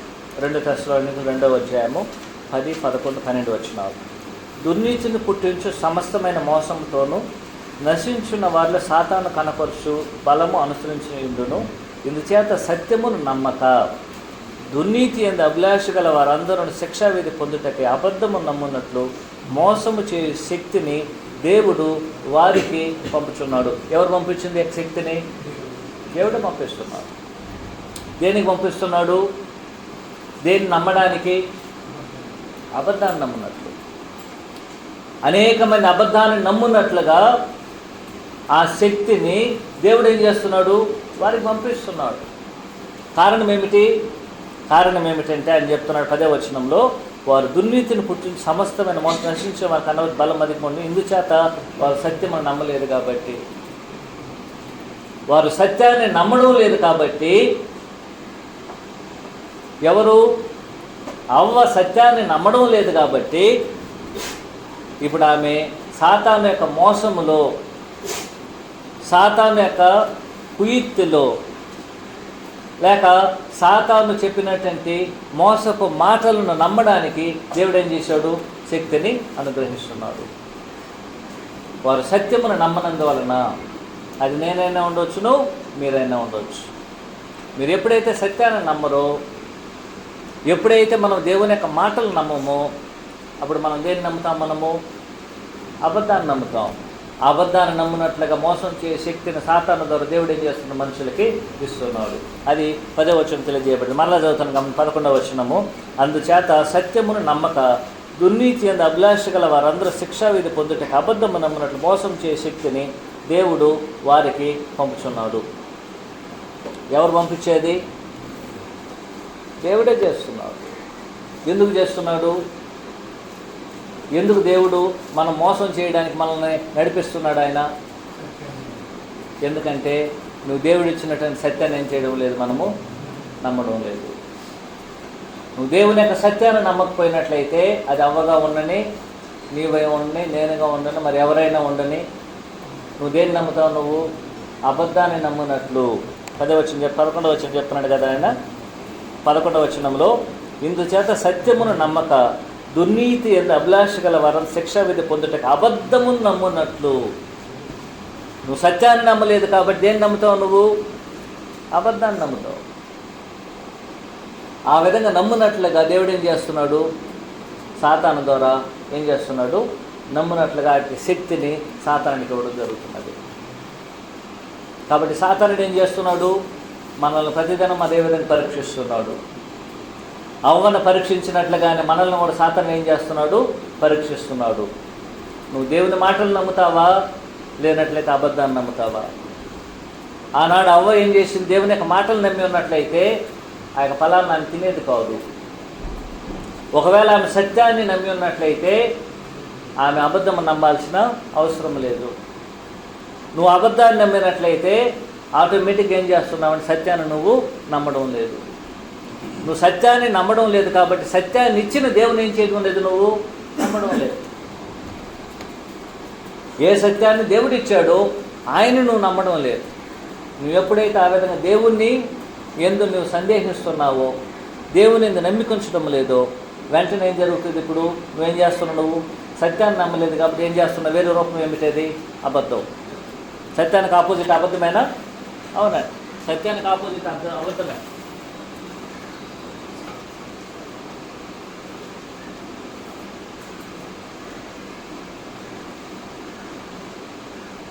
ఈ రెండిట్లో ఏదైనా ఒక దాంట్లో మనం ఉండాలి. నేను కొద్దిగా సత్యాన్ని నమ్ముతాను, కొద్దిగా అబద్ధాన్ని నమ్ముతానంటే కుదరదు. ఇప్పుడు సాతానుడు ఏం చేస్తున్నాడు? ఇప్పుడు అబద్ధాన్ని నమ్మునట్లుగా అవ్వను ప్రేరేపిస్తున్నాడు. ఈమెం చేసింది?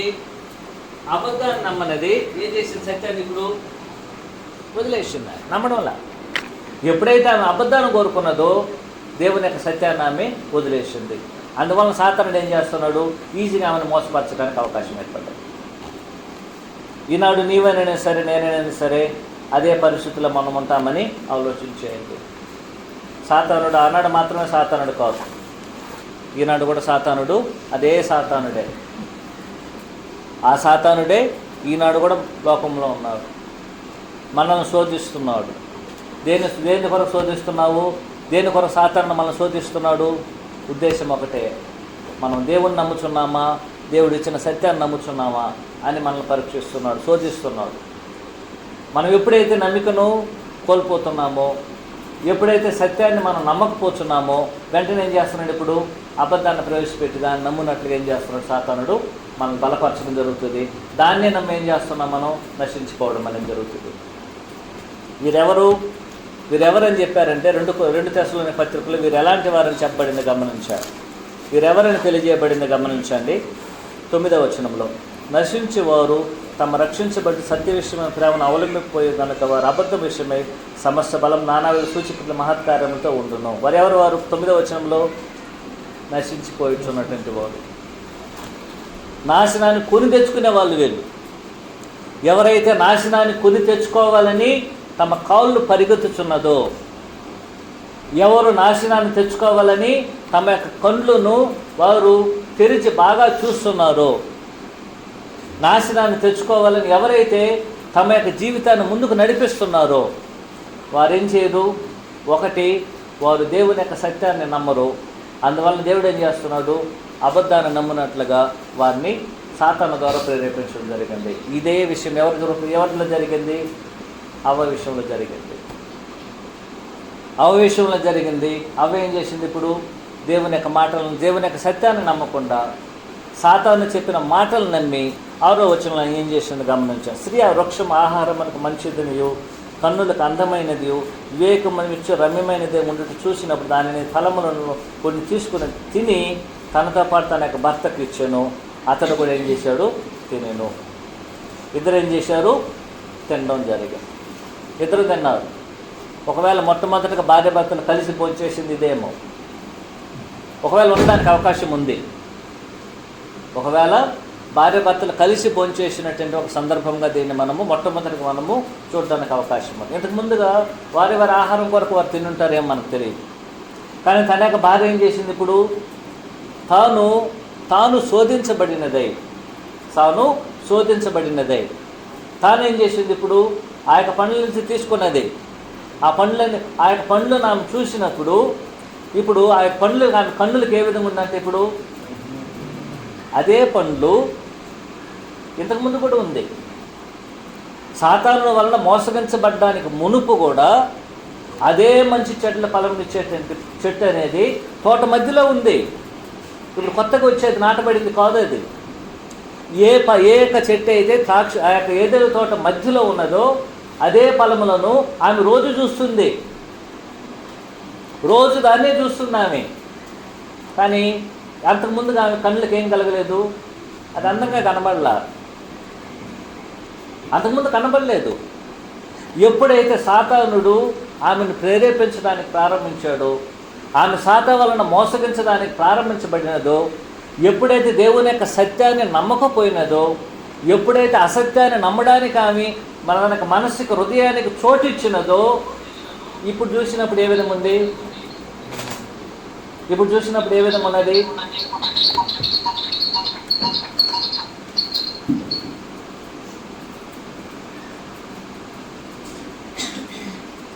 ఇప్పుడు చూడడానికి ఏ విధంగా కనబడుచున్నది? ఇప్పుడు ఆమె కళ్ళకి ఏ విధంగా కనబడుతుంది? ఇప్పుడు అందంగా కనబడుతుంది. తన యొక్క కళ్ళకి ఏ విధంగా కనబడుతుంది? అది అందంగా కనబడుతుంది. అంతకుముందుగా నిన్నటి చూసిన పండే అది, మొన్న చూసినటువంటి ఫలమే అది, అంతేనా? కానీ ఇప్పుడు ఏ విధంగా ఉంది? ఇప్పుడు ఏ విధంగా కనబడుతుందంటే, మోసము చేయబడినటువంటి సాతాను యొక్క స్వాధీనంలో ఉన్నటువంటి అవ్వ ఏం చేయబడింది? ఇప్పుడు మరులు కొల్పబడింది. సాతానుడు ఏం చేశాడంటే, సాతానుడు ఆమెను చేసిందంతా ఏమీ చేయలేదు. సాతానుడు చేసిన సింపుల్గా ఏం చేశాడంటే ఆశను పుట్టించాడు. ఆశ ఏం పుట్టించాడు? ఇప్పుడు గమనించి ఏం ఆశను పుట్టించడం జరిగింది గమనించారు. మీరు చావరని ఆశను పుట్టించాడు, అవునా? 1. 2, ఏ ఆశను పుట్టించాడు? మీ కన్నులు తెలుసుకుంటారు మీరు. ఇక మీదట మీకు అంతా స్పష్టంగా కనబడుతుంది ఏది నిజం ఏది కాదని. ఇంతకుముందు దేవుడు ఏ విధంగా చెప్పాడా? అది కాదు. అది మీ కన్నులు తెరవాలంటే మొదట మీరేం చేయాలి? మీరు పండ్లు తినాలి. అంత మాత్రం కాదు, మీకు అసలు మంచి చెడ్లే తెలియదు. దేవుడు మీకు నేర్పించలేదు. దీన్ని తిన్నట్లయితే ఏమవుతుంది, మీరు మంచి చెడ్డలు ఏదో మీకు తెలుస్తుంది. నేను చెప్పేది మంచిదా, దేవుడు చెప్పింది మంచిదా మీరు తెలుసుకుంటారు. సాతాను ప్రేరేపిస్తున్నారు. 4వ చెప్తున్నాడు, అంతకంటే ముఖ్యంగా మీరు ఏ విధంగా ఉంటారు, దేవదూతల వల్లే ఉంటారు. ఆశను పుట్టించేసాడు. ఎవరికి పుట్టించబడింది? అవ్వకు పుట్టించబడింది. మొదట దేవుడు సాతానుడు ఏంటి, బోట్లో రాసిన చూడండి, ఆశను పుట్టించాడు.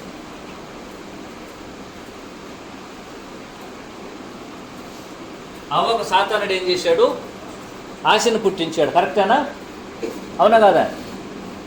ఇంకేదైనా పుట్టించాడా? సాతానుడు చేసిందంతా అదే, ఆశను పుట్టించాడు. ఇప్పుడు ఆశ అనేది ఎక్కడికి వెళ్ళింది? ఇప్పుడు తన హృదయంలోకి వెళ్ళింది, తన మనసుకి వెళ్ళిపోయింది. ఈ ఆశ అనేది ఏమైందంటే కొంతకాలానికి, కొంత సమయానికి ఇది దురాశగా మారింది. సాతానుడు చేసింది అవ్వకి ఏం చేశాడంటే,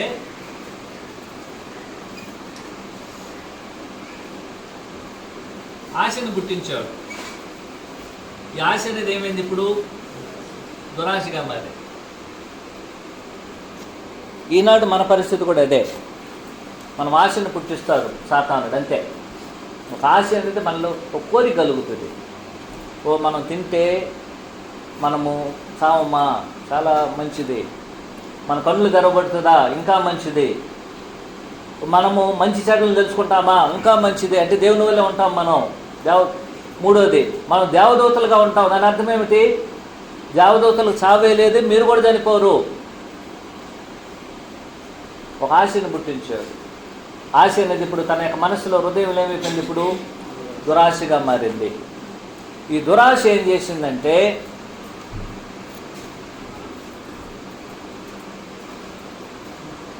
ఇది ఫలం అన్నమాట.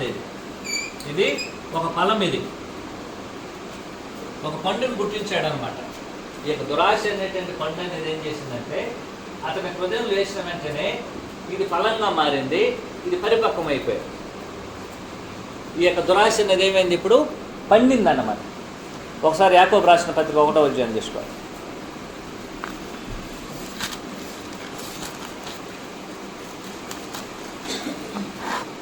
యాకోబు 1వ అధ్యాయము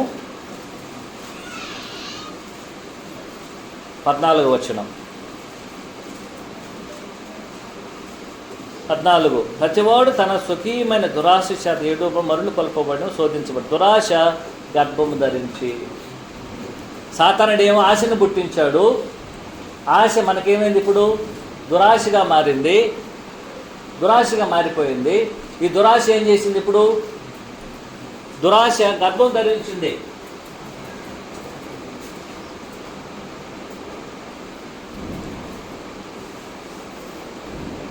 ఈ దురాశ అనేది గర్భం ధరించింది. ఒక గర్భం ధరించిన వెంటనే ఏం చేయాలి? ఇప్పుడు కుమారుని కుమార్తెను కనాలి. కానీ ఇక్కడ కనేటువంటిది ఏం కనిగింది? ఇది పాపను కనింది.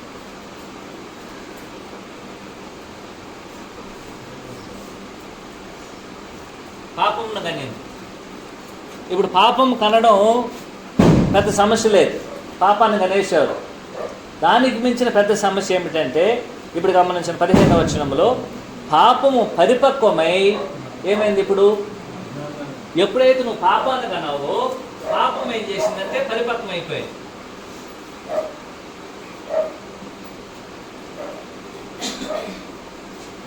పరిపక్వం అనేది మంచి పదునుకు వచ్చేసింది అన్నమాట. అంటే ఏంటది? ఓ పంట వచ్చేసింది. పంట వచ్చిన వెంటనే పాపం అనేది ఏం చేసింది? పరిపక్వమైంది.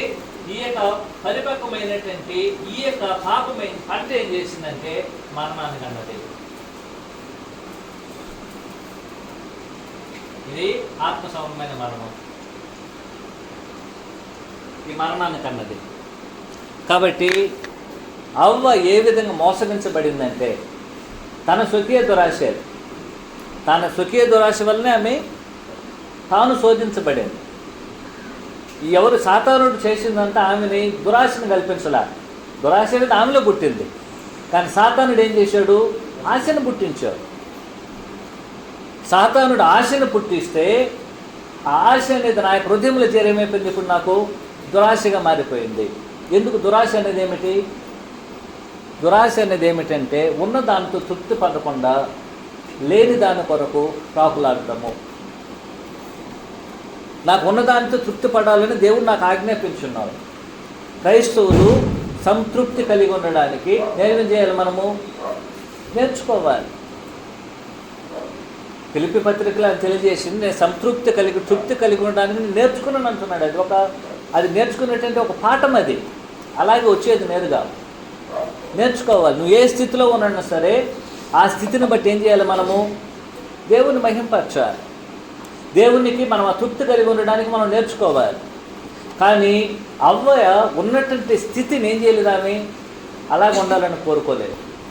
ఆమెకు ఇవ్వబడినటువంటి స్థితి గమనించండి. దేవుడు ఆమెను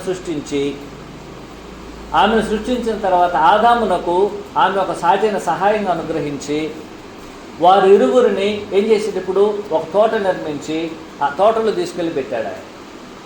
ఆ తోటలో చేయాల్సింది ఏమిటి? మూడు విషయాలు.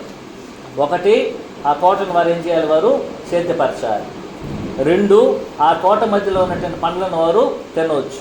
3, ఆ మధ్యలో ఉన్నటువంటి మంచి చెట్ల ఫలాలను వారు ఏం చేయకూడదు? తినకూడదు. ఈ 3 పనులు చేస్తే సరిపోతుంది. ఇంకేది వారు చేయాల్సిన అవసరం లేదు. వారు చేయాల్సినటువంటిది ఈ 3 పనులు మాత్రమే. కానీ ఇంతటితో ఏం చేయలేదు వారు. ఈ యొక్క స్థితి అనేది నిర్దోషమైన స్థితి, పాప స్థితి కాదు. ఇది దోషము లేనిటువంటి స్థితి. ఆ యొక్క స్థితిలో దేవుడు ఏం చేస్తున్నాడు? మనుషులతో సహవాసం చేస్తున్నాడు.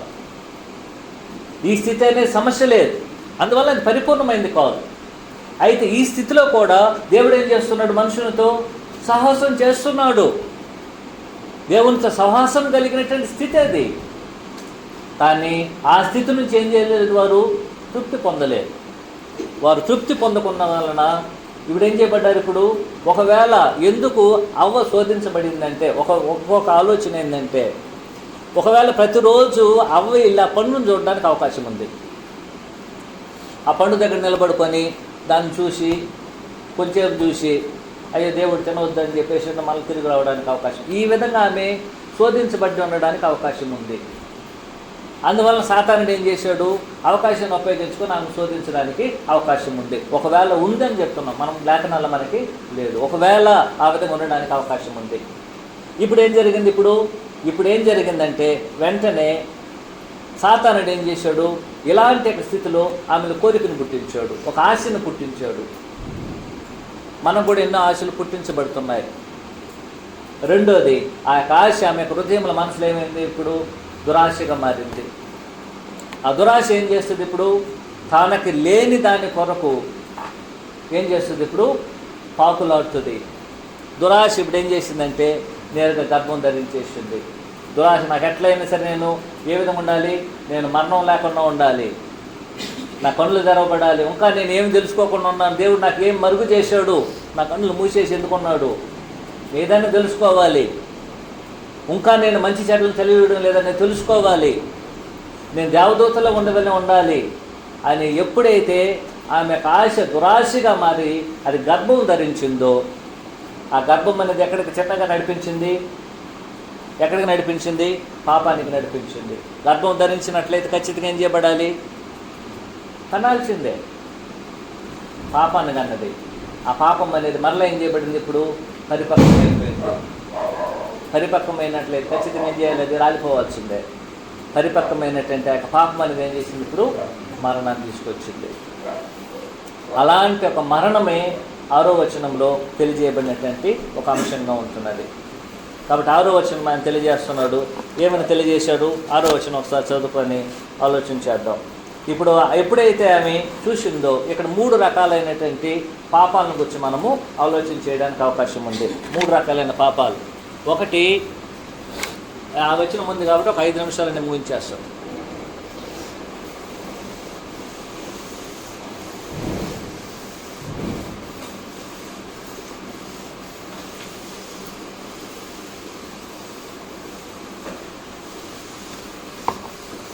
ఈ 3 రకాలైన పాపాలను నేను బోర్డు మీద రాస్తాను, ఒకసారి మీరు చూడాలి. ఒకటి, శరీరాశ. 2, నేత్రాశ. మూడు జీవకుటంబం.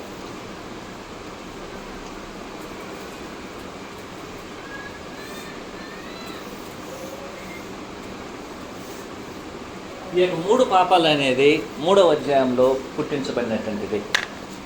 శరీరాశ, నేత్రాశ, జీవపు డంబము. ఈ మూడింటిని 6వ వచనంలో గమనించండి, నేను చెప్తాను, గమనించాను. 6వ వచనం గమనించాను. స్త్రీ ఆ వృక్షమునకు ఆహారమునకు మంచిదని. శరీరాశ ఆహారం. 2 6వ వచనంలో కన్నులకు అందమైనది. కన్నులకు ఏ విధంగా కనబడుతుంది? అది అందంగా. నేత్రాశ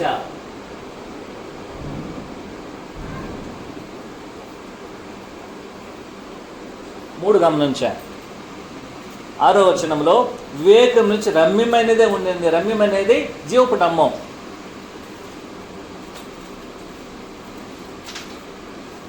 ఈ 3 అనేది ఇక్కడ రావడం జరుగుతుంది. ఈ యొక్క 3 పాపములు అనేది ఇక్కడ రావడం జరుగుతుంది. ఇదే 3 పాపములు యేసుక్రీస్తు ప్రభువు కూడా అలాగే అప్లై చేయబడుతుంది. ఇది అవ్వ విషయంలో, ఇక్కడ యేసుక్రీస్తు ప్రభువు.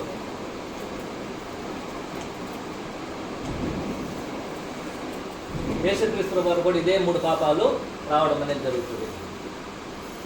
1 రొట్టెని చెప్తాడు ఆయన. 2 లోకరాజ్యాలు. 3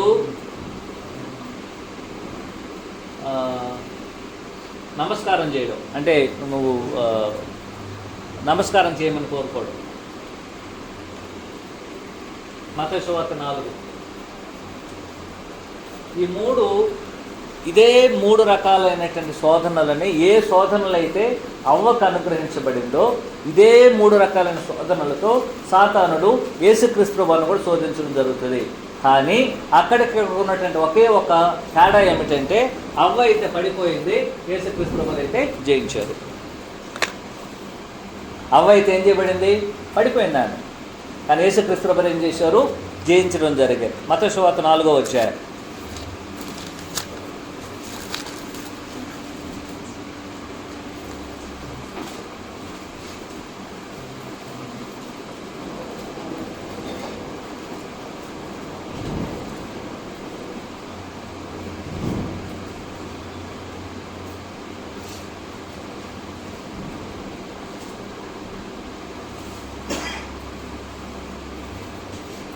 మూడోది ఇక్కడ వచ్చి మూడోది వచ్చి లోకరాజ్యంలో దేవుని కుమారుడు.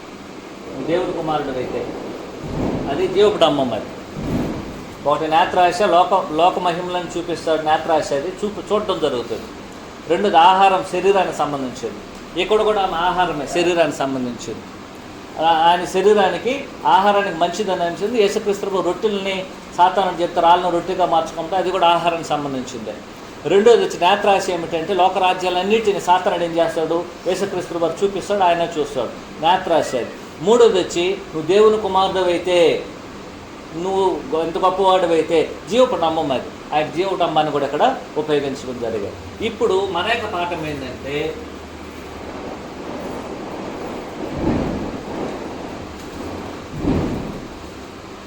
ఒకటి యోహాను పత్రిక 2వ అధ్యాయం 15 నుంచి 17 వచనాలలో ఈ 3 శోధనలు అలాగే ఉపయోగించబడుతుంది.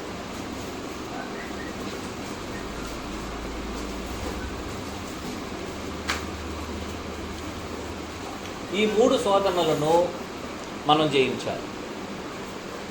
ఇదే మనకి ఇవ్వబడినటువంటి 1 యోహాను పత్రిక యొక్క ఉద్దేశము. 1 యోహాను పత్రికలో ఏం చేస్తాడు ఆయన? మీరు లోకములో ఉన్న వాటిని ప్రేమించబడి, ఎందుకంటే తండ్రి వలన కలిగినటువంటిది కాదు. మీరు దేవుని ప్రేమించినట్లయితే లోకాన్ని మీరు ద్వేషిస్తారు. మీరు లోకాన్ని ప్రేమించినట్లయితే మీరు దేవుణ్ణి ద్వేషిస్తున్నారు. లోకములు ఉన్నదంతయు శరీరాశ, నేత్రాశ, జీవపుటంబం. వీటిని జయించినటువంటి వారే ఏం చేస్తారు? యేసుక్రీస్తు ప్రభువు వలె జీవించేటువంటి వారు. ఆనాడు అవ్వ జయించలేకపోయింది, కానీ ఎవరు జయించలేరా అన్నప్పుడు 4000 సంవత్సరాలుగా పూర్తిగా జయించినటువంటి వారు లేరు. 4000 సంవత్సరాలలో, ఎప్పుడు 4000 సంవత్సరాలలో అవ్వ నుంచి యేసుక్రీస్తు వారి వరకు 4000 సంవత్సరాలు, అంతేనా? 4000 సంవత్సరాలు. 4000 సంవత్సరాలే. ఆది నుంచి యేసుక్రీస్తు వరకు 4000 సంవత్సరాలు. యేసుక్రీస్తు వారి నుంచి ఇప్పుడు వరకు మనకి 2000 సంవత్సరాలు, 2000 పైబడిన సంవత్సరాలు, 6000 సంవత్సరాలు. ఈ 4000 సంవత్సరాలలో ఆదాము వలన ఎంతమంది అయితే ఈ విధంగా నాశనానికి లోనయ్యారు, ఏదో ఒక పాపం వలన. ఎవ్వరు కూడా ఏం చేయలేకపోయారు, శరీరాశి, నేత్రాశి, జీవపడమ్మాన్ని జయించలేని పరిస్థితి. కానీ యేసుక్రీస్తు వారు వచ్చి దీన్ని జయించి ఏం చేశాడు, ఆయన చూపించడం జరిగింది. ఆయన జయించి చూపించాడు. ఆయన శరీరాశి, నేత్రాశి, జీవపు డమ్మాన్ని ఆయన జయించి చూపించాడు. ఇప్పుడు ఆయన చెప్తున్నాడు, మనము ఆయన యొక్క అడుగుజాడలలో ఆయన యొక్క మాదిరిని నిజంగా మనం అనుసరించినట్లయితే ఆయన అనుసరించేటువంటి క్రైస్తవులు కూడా ఏం చేయాలి, వీటిని జయించాలి. ఆ విధంగా జయించగలిగినప్పుడే మనం ఆయన శిష్యులుగాను ఆయన వల్ల మన మంత్రం ఉండడానికి అవకాశం ఉంది. కష్టం అన్నప్పుడు కష్టమే. మీరు ఆది కాండం నుంచి అవ తర్వాత తీసుకోండి, ఆదం అవ్వల తర్వాత తీసుకోండి. ఎవరినైనా ఎంత గొప్పవారైనా సరే, మీరు దావీదుని తీసుకోండి, హృదయానుసారుడే, కానీ శరీరాశి వల్ల ఏమైపోయాడు, ఆయన పాపం చేశాడు. ఎంత గొప్ప వ్యక్తులైనా సరే ఏదో ఒక పాపంలో వారు ఉండడం అనేది జరుగుతుంది. రోమ 3వ అధ్యాయానికి వచ్చినప్పుడు ఏ భేదం లేదు, అందరూ పాపం చేశారు. దాంట్లో ఇంక్లూడింగ్ ఎవరు, దావీదు ఉన్నారు, మరి ఎవరందరూ ఉన్నారు, ప్రతి మనుషుడు ఉన్నాడు. దీన్ని జయించలే, ఏదో ఒక పాపంలో వారందరూ కూడా ఏం చేశారు, పడిపోయినటువంటి వారే. కానీ అది అంతే దాన్ని ఎవరు జయించలేరా అన్నట్లయితే దేవుడు చెప్తున్నాడు, యేసుక్రీస్తు వారు జయించాడు చూడు. 40 దినాలు ఆయన ఏమున్నాడు, ఉపవాసం ఉన్నాడు. 40 దినాలు ఆయన రాత్రింబగళ్ళు ఉపవాసం ఉన్నాడు. అలాంటి సందర్భంలో మనుషునికి ఏది అవసరము, ఆహారం అవసరం. దాంతో సాతాను శోధించాడు. కానీ యేసుక్రీస్తు వారు ఏం చేశాడు, ఆయన రాళ్ళను రొట్టిగా చేసుకోగలడా, చేయగలడు. కానీ సాతాను యొక్క శోధన తానేం చేయలేదు, తావు ఇవ్వలేదు. నేను చేసుకోను ఆ విధంగా, దేవుని యొక్క నోటి మాట్లాడతాలని నేను జీవిస్తాను, ఆయన నన్ను చనిపోమని చనిపోతాను, బ్రతకమన్నట్లయితే నేను బ్రతుకుతాను. సాతాను జయించాడు. రెండో శోధనకి వెళ్ళాడు. నువ్వు లోకరాజ్యాలు ఇస్తా నాకు మొక్కు అన్నాడు, నేను మొక్కును. కావాలంటే దేవుడని యెహోవాను మాత్రమే మనుషుడు ఏం చేయాలి, ఆయన్ని మొక్కాలి తప్ప మరి ఎవరిని మొక్కమని చెప్పలేదు. జయించాడు. సరే నువ్వు దేవుని కుమారుడివే అంటున్నావు కదా, దేవుని కుమారుడు నిరూపించుకో, పై నుంచి అన్నాడు. నేను దేవుని కుమారుడు లేదో నేను నీకు నిరూపించాల్సిన అవసరం లేదు. ఎవరు నిరూపించాల్సిన అవసరం లేదు, మనము సాతాను నిరూపించాల్సిన అవసరం లేదు. యేసుక్రీస్తు వారు సాతాను నిరూపించాల్సిన అవసరం లేదు. నేను దేవుని కుమారుడని ఎవరు తెలిస్తే చాలు, దేవుడు నేను నిరూపించుకుంటాను దేవునికి, నీకు నిరూపించాల్సిన అవసరం లేదు. యేసుక్రీస్తు వారు ఆ విధంగా జయించి మనకు ఒక మాదిరిని చూపించాడు. ఒకవేళ ఆ మాదిరి నీవు నేను అనుసరించినట్లయితే ఏం చేయాలి, మనం కూడా దాన్ని జయించాలి. కానీ 1వ యోహాను పత్రికలో కొంతమంది ఉన్నారు, తండ్రులు ఉన్నారు, యవనస్తులు ఉన్నారు. యవనస్తుల ముందు చెప్తున్నాను, మీరు ఎవరిని జయించున్నారు, లోకాన్ని జయించి ఉన్నారు, మీరు బలవంతులు. వాళ్ళు జయించినటువంటి వారు చాలామంది ఉన్నారు. మనం కూడా అలాగే జయించాలని దేవుడు కోరుకుంటున్నారు. అయితే ఆమె ఓడిపోయినది. ఇప్పుడేం చేసింది, ఇప్పుడు తాను తినేసిన పనులనే అంతటితో ఆగిపోలాని ఇప్పుడేం చేసింది, ఇప్పుడు ఆదాముకి ఇచ్చింది. ఆదాము ఒకవేళ నేరుగా తినకపోయి ఉండకపోవచ్చు. అంటే నేరుగా అవ్వ ఇచ్చినటువంటి దాన్ని నేరుగా తినేసినట్టుగా మనకు కనబడదు. ఒకవేళ సాతానుడు ఏ విధంగా అయితే తన్ను మోసగించాడో, ఎలాగైతే కోరికను పుట్టించాడో, ఎలాంటి ఆశలు చూపించాడో, అలాంటి ఆశలను ఆదాము కూడా చెప్పి ఆదాము కూడా ఈ కోణంలో తినడానికి అవకాశం ఉంది. కాబట్టి ఆదాము కూడా ఏం చేశాడు, తిన్నాడు. కానీ ఆదాము ఏం చేసి ఉండాలి, దేవుని మాటకు లోబడి ఉండాలి. కానీ ఎవరి మాటకు లోబడి ఉండకూడదు, తన భార్య మాటకు లోబడి ఉండకూడదు. కానీ ఈనాడు అనేక మంది భార్య మాటకు లోబడినందుకు ఏమవుతుంది, ఒకసారి మనము ఒకే ఒక వచనం చదువుకొని మనం ముగించున్నాము. ఆదికాండం 3వ అధ్యాయం 17వ వచనం. ఆదికాండం 3వ అధ్యాయము 17వ వచనం. ఆదికాండం 3:17. ఆయన ఆదాముతో, నీవు నీ భార్య మాట విని తినవద్దని నేను ఆజ్ఞాపించి వృక్షఫలం తింటును కనుక నీ నిమిత్తము నేల శపించబడి ఉన్నది. నువ్వు ఎవరికి లోబడ్డావు?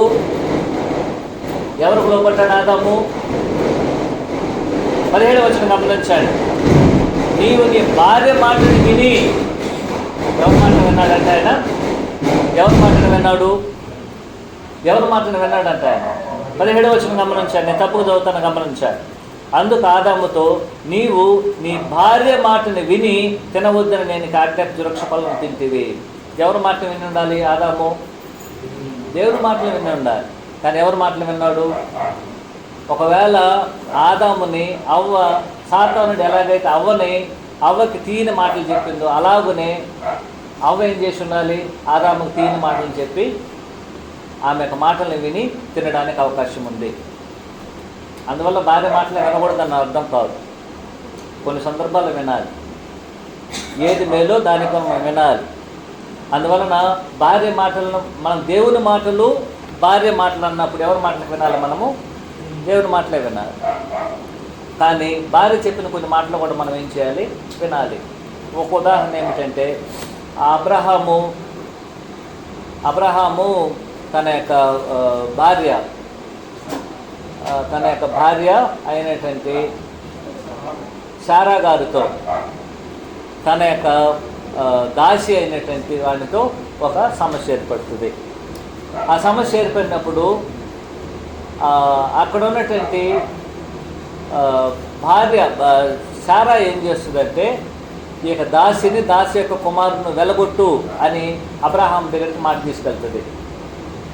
కానీ అబ్రహాం ఏం చేస్తారు? తాను నిర్ణయం తీసుకోకుండా దేవుని దగ్గరికి వెళ్తారు. దేవుడు ఏం చెప్తారు? నీ భార్య మాట చెప్పిందని విను. కారణం ఏమిటంటే, ఈ యొక్క ఈసాకు మాత్రమే వాగ్దానం చేయబడినటువంటి కుమారుడు, అది దాసికు మంది వాగ్దానం చేయదు కాబట్టి తీసి పంపించమంటాడు. కొన్ని విషయాలు మనం ఏం చేయాలి? అలాగే వినాలి. కానీ ప్రత్యేకించి దేవుని మాటలకి మనం లోబడాలా, భార్య మాటలకు మనం లోబడాలి అన్నప్పుడు ఎవరి మాటలకు లోబడాలి? మనము దేవుని మాటలకే లోబడాలి. కానీ ఇక్కడ ఏం చెప్తున్నాడు? ఆదాము, నువ్వు ఎవరి మాటలకు వినలేదు, నువ్వు నా మాటలకు వినలేదు. ఎవరికి మాటను విన్నావు? నువ్వు నీ భార్యని మాటని విని నువ్వు పనులు తిన్నావు. కానీ నా మాటలు నువ్వు విని ఉన్నట్లయితే ఏం చేసి ఉన్నావు? నువ్వు తిని ఉండవు. కాబట్టి భార్య పెట్టి దాన్ని ఏం చేయాలి? మనము ఏం పెడుతుంది? జాగ్రత్తగా పరిశీలన చేయమని చెప్పాడు ఆయన. కాబట్టి మనమందరము దేవుడు ఏం చెప్పాడు దానికి లోబడి మనమందరం ప్రభువులు ఎదగడానికి ప్రయాసపడదాం. కాబట్టి ప్రభు చిత్తమైనట్లయితే 7వ వచనం నుంచి మనము దీనికి సంబంధించిన 1-2 పాఠాలు ఉన్నాయి. 7వ వచనం కూడా మనం చదివి 1-2 పాఠాలు మనం చదువుకొని ముందుకు మనము వెళ్ళిపోదాం. మనమందరం ఆ విధంగా వెళ్ళడానికి దేవుడు సహాయపడను గాక. కోరుతున్నట్టు మీ అందరికీ ప్రభువైన యేసుక్రీస్తు నామములో వందనాలు తెలియజేసుకుంటూ ఈ కార్యక్రమం ముగిస్తున్నాను. అందరికీ వందనాలు.